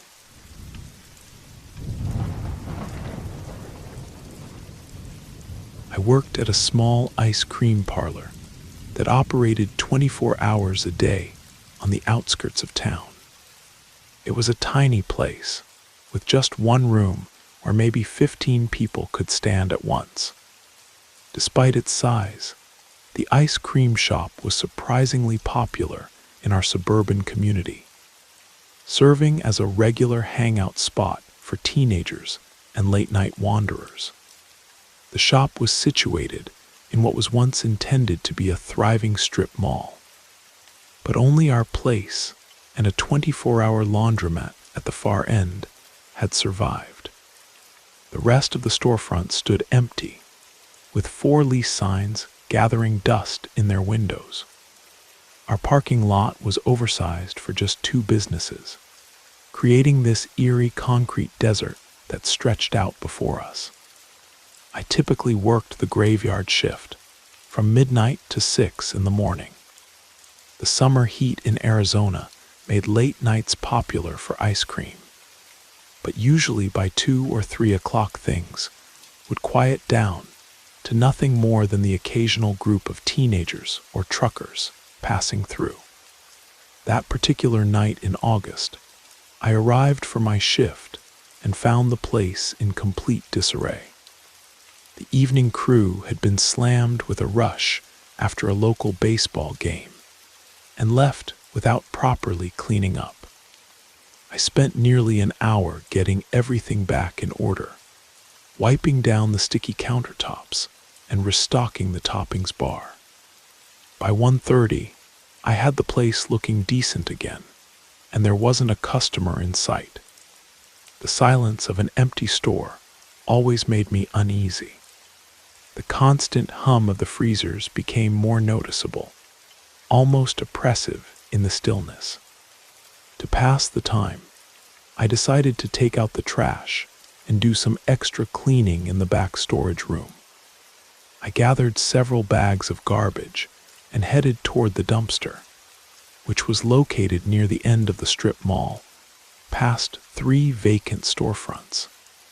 The parking lot was completely empty, except for my beat-up Honda Civic sitting under a flickering light post. The night was thick with humidity, the kind that clings to your skin like a damp blanket. As I tossed the trash bags into the dumpster, I noticed something unusual, a faint blue light coming from inside one of the abandoned shops 2 doors down from us. It was so quick that I thought it might have been headlights from a passing car reflecting off the dirty windows. But when I looked toward the road, there wasn't a vehicle in sight. I stood motionless, eyes fixed on the vacant storefront. There it was again, a brief flash of blue light, like someone moving around with a phone screen or a small flashlight. My first thought was that teenagers had broken in to find a place to drink or get high. But something about the methodical way the light moved gave me pause. The abandoned shop shared a wall with our ice cream parlor. Whatever was happening, there was literally feet away from where I worked alone all night. I hurried back inside, locking the door behind me, even though we were technically still open. 20 minutes passed without incident, and I started to relax, convincing myself it was nothing to worry about. I flipped through a magazine someone had left behind, glancing occasionally at the silent parking lot through our front windows. Around 2:15, I heard it, a distinct tapping sound coming from the wall we shared with the empty store. At first, it was so faint I thought I'd imagined it. Then it came again, louder this time, followed by what sounded like something heavy being dragged across the floor. The noise wasn't particularly loud, but in the dead of night with nothing but the drone of freezers as background, it pierced through the silence like a gunshot. In that moment, everything clicked into place. The blue light I'd seen earlier, the sounds now coming through the wall. Someone had definitely broken into the abandoned store next door. I reached for my phone, debating whether to call the police, when the front door chimed. A customer, at 2:20 in the morning. He looked to be in his mid-40s, wearing a faded denim jacket despite the summer heat. His hair was shaved on the sides, but long on top, greasy, and falling into his eyes, which had a strange, glassy quality to them. His beard was unkempt, with patches of gray throughout, and his fingernails were caked with what looked like dried mud or something darker. The moment he stepped inside, the smell hit me. A combination of unwashed clothes and something chemical, almost medicinal. "Welcome to Scoops," I said, forcing a smile. "What can I get for you tonight?" He said nothing, just stared at me for what felt like an eternity. His eyes moved from my face to the ice cream display, then slowly scanned the entire shop as if memorizing its layout. When his gaze returned to me, his lips curled into what I suppose was meant to be a smile, revealing yellowed teeth. Without ordering anything, he nodded slightly, then turned and walked out, the door chime marking his exit. What the hell was that about? I whispered to myself, my heart pounding in my chest. Between the noises from next door and this strange encounter, every nerve in my body was on high alert. I needed some fresh air. Normally, I'd take my break in the back room, but tonight, I decided to step outside and sit in my car for a few minutes. I grabbed my dinner from the employee refrigerator and headed out, making sure to lock the front door this time and flip our sign to back in 15 minutes. The night air did little to calm my nerves as I settled into my car and unwrapped my sandwich. I kept my eyes on the store while I ate, watching for any movement. The parking lot remained empty and still, the blue light no longer visible in the abandoned storefront. Just as I was finishing my sandwich, movement caught my eye.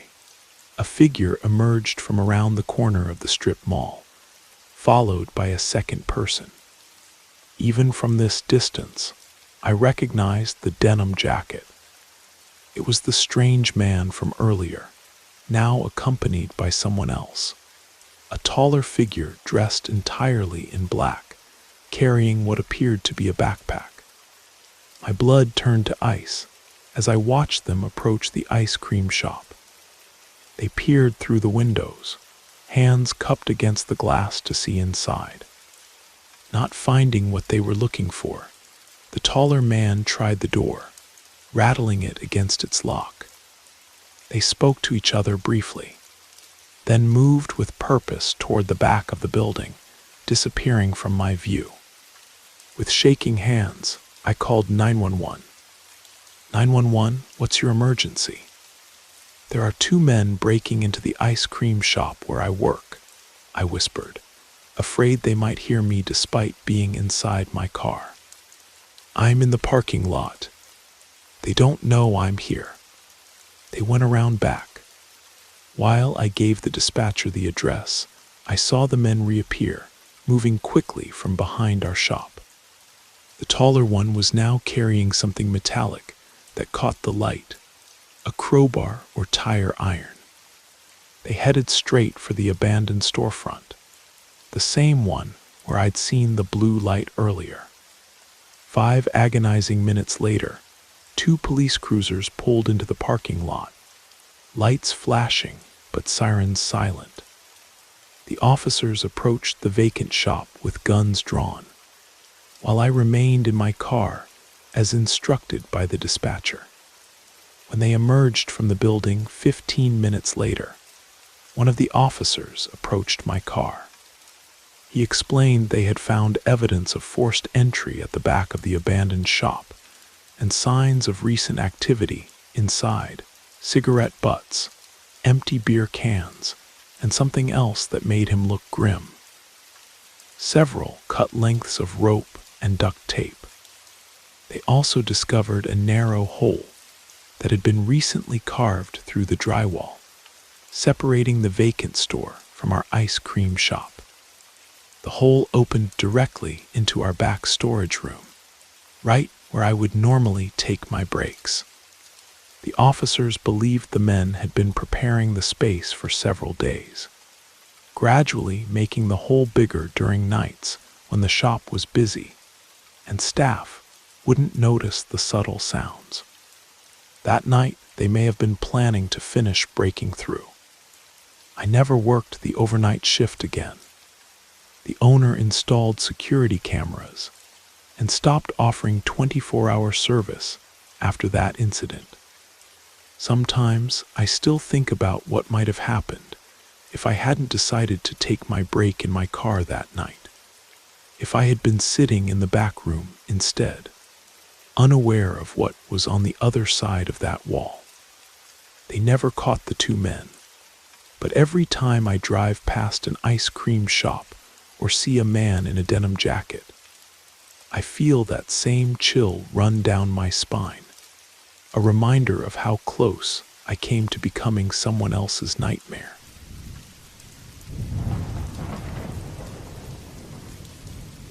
I've been living in this old Victorian house on the outskirts of Millfield for almost 2 years now.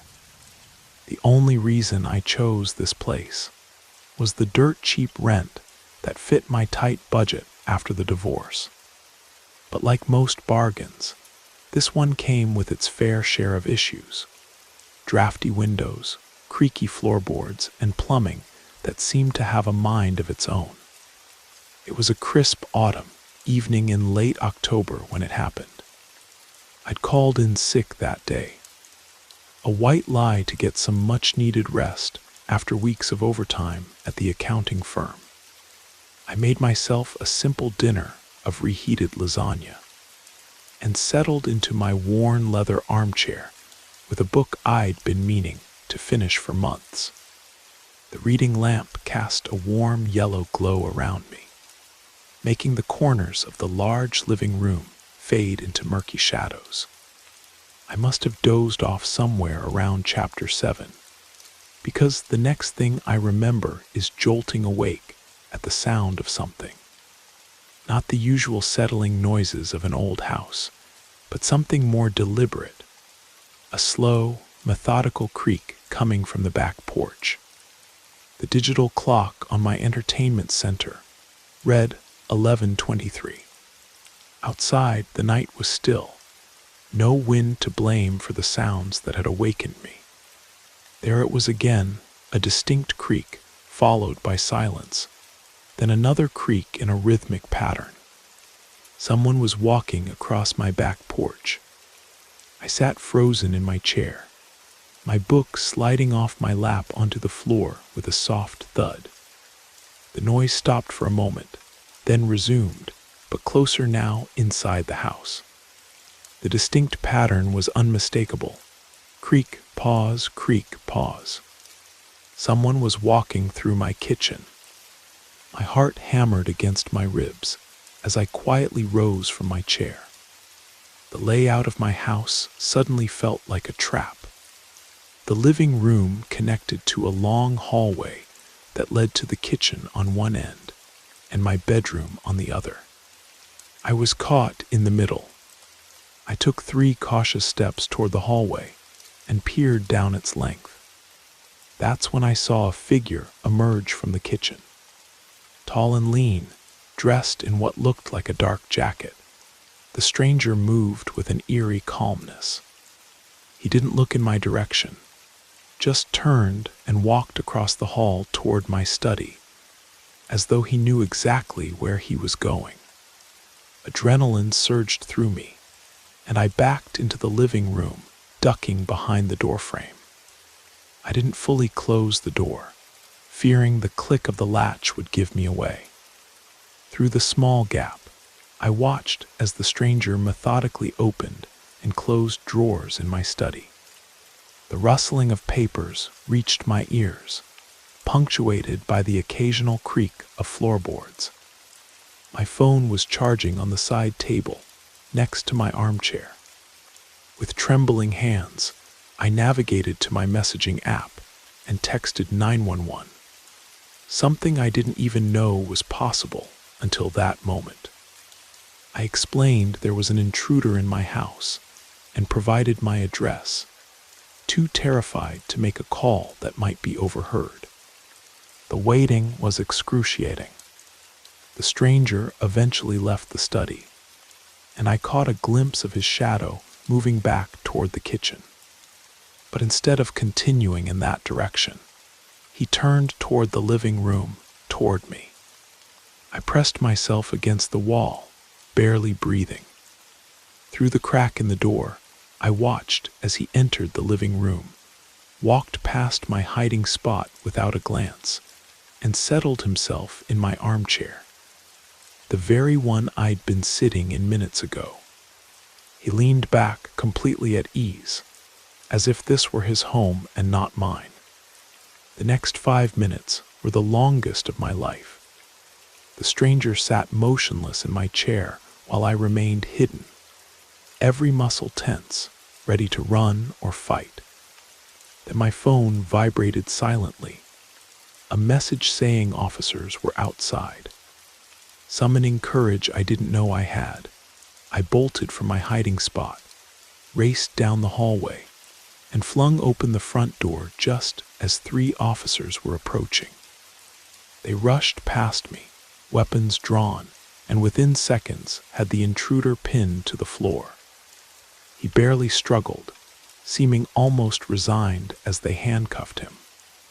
Under the harsh glare of the police flashlights, I got my first good look at him, a man in his mid-30s with a neatly trimmed beard and unremarkable features.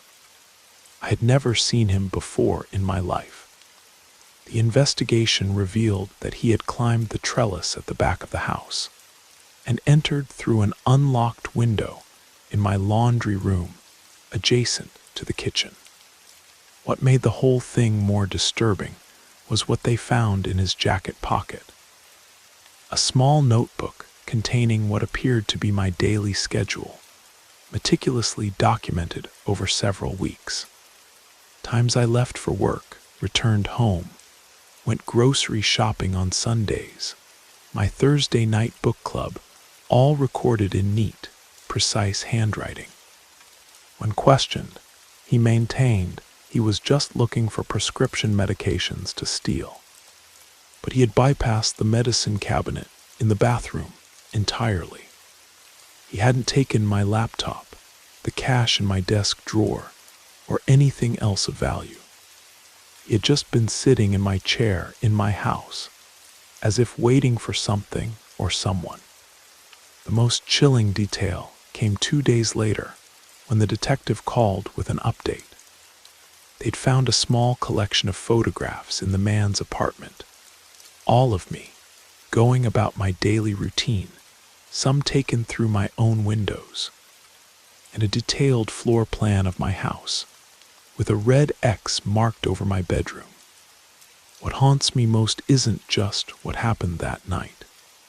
It's what would have happened if I hadn't called in sick, if I had gone to bed at my usual time instead of falling asleep in the chair, if I hadn't woken up when I did. The detective suggested that my break in routine might have thrown off his plan, whatever it was. I've since moved to a secure apartment building in the city with 24-hour security and electronic locks. But sometimes, in the quiet hours of the night, I still hear phantom creaks in the floorboards and find myself wondering, is he still out there, watching? Has he found someone else to observe, to document, to plan for? Or is he just waiting for me to let my guard down again? Sometimes I think the not knowing is the worst part of all.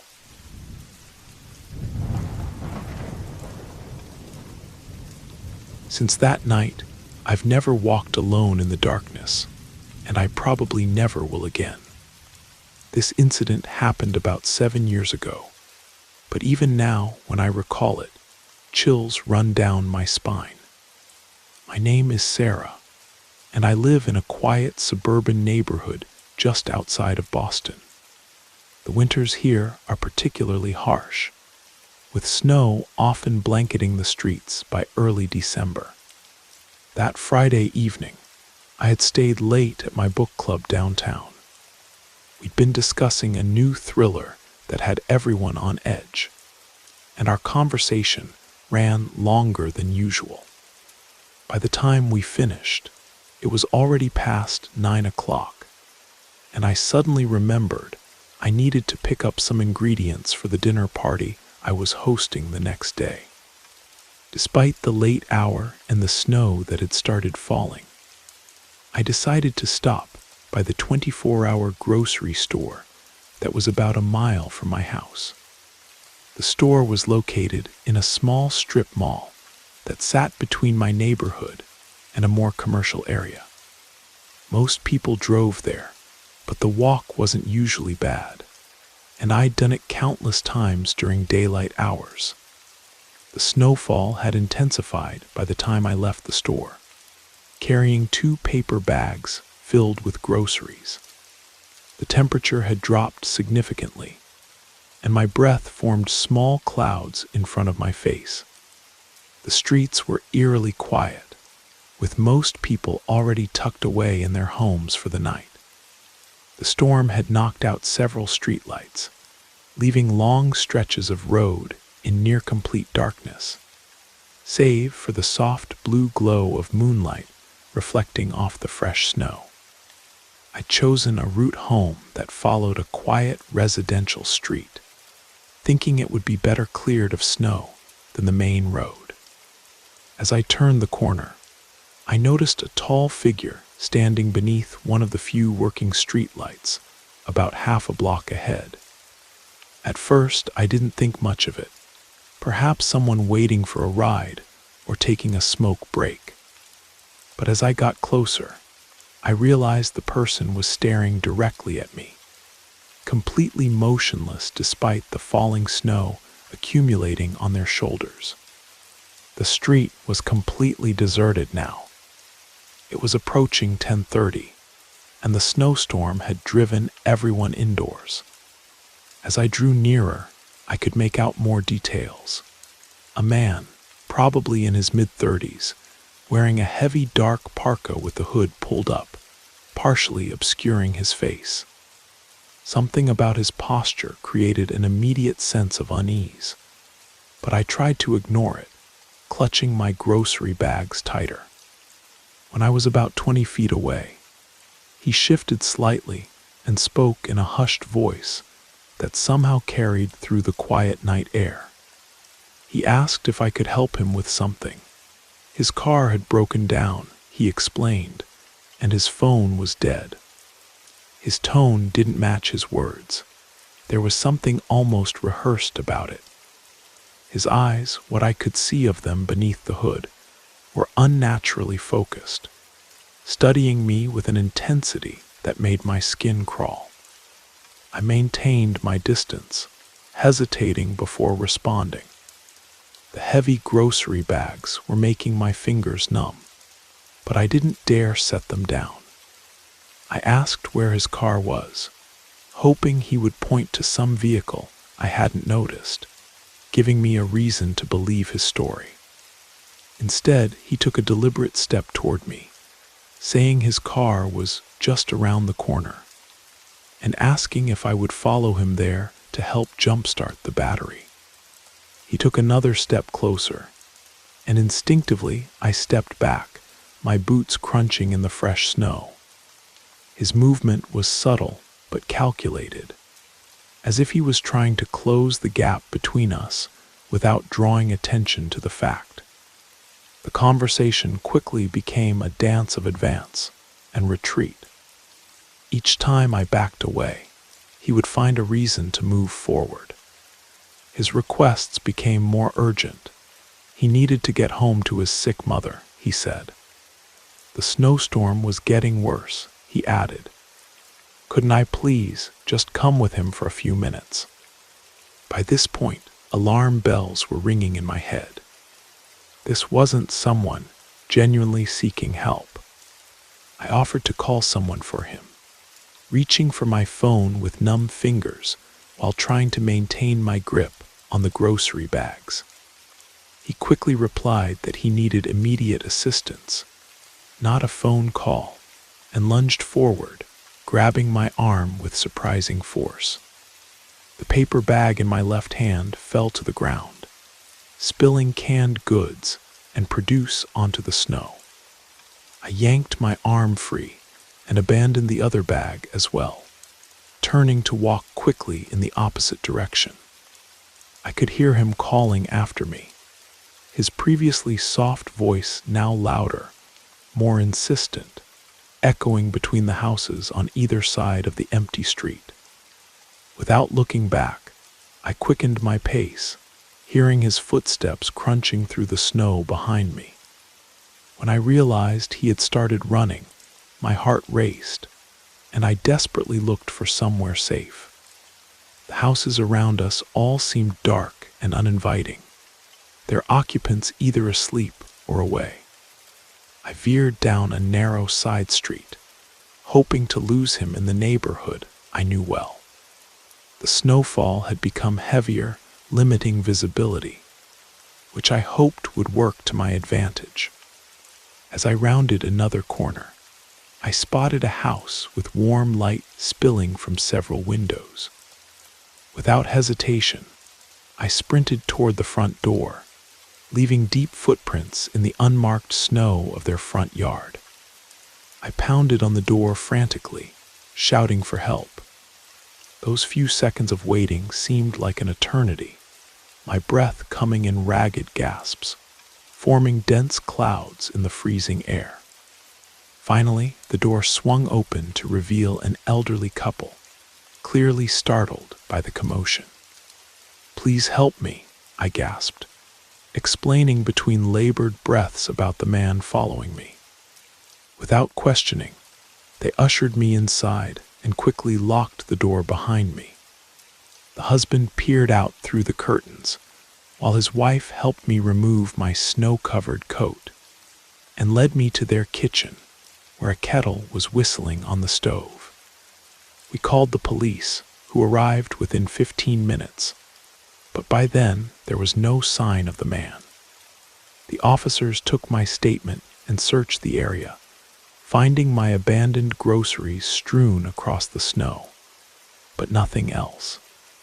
They drove me home that night and advised me to be more careful about walking alone after dark. The police report was filed, but the man was never identified. I never learned who he was or what his true intentions were, but I'm certain that if I hadn't trusted my instincts and found help when I did, the outcome could have been devastating. 7 years later, I still think about that night whenever I see the first snowfall of winter. I've since moved to a busier neighborhood, closer to the city. I've taken self-defense classes, and I never go anywhere after dark without company or a ride service. Some might call it paranoia, but I call it survival. The most unsettling part: 3 months after my encounter, a woman in a neighboring town disappeared walking home from a late shift. They found her car in a parking lot, driver's door open, engine still running, with footprints in the snow leading away from the vehicle, and then suddenly stopping, as if she had vanished into thin air. I've always wondered if it was the same man, if perhaps she hadn't been as fortunate as I was that snowy night in December. Sometimes the most dangerous predators are the ones hiding in plain sight, waiting patiently in the shadows of ordinary places, counting on our tendency to be polite, to help, to give strangers the benefit of the doubt. That night taught me that sometimes survival depends on doing the opposite.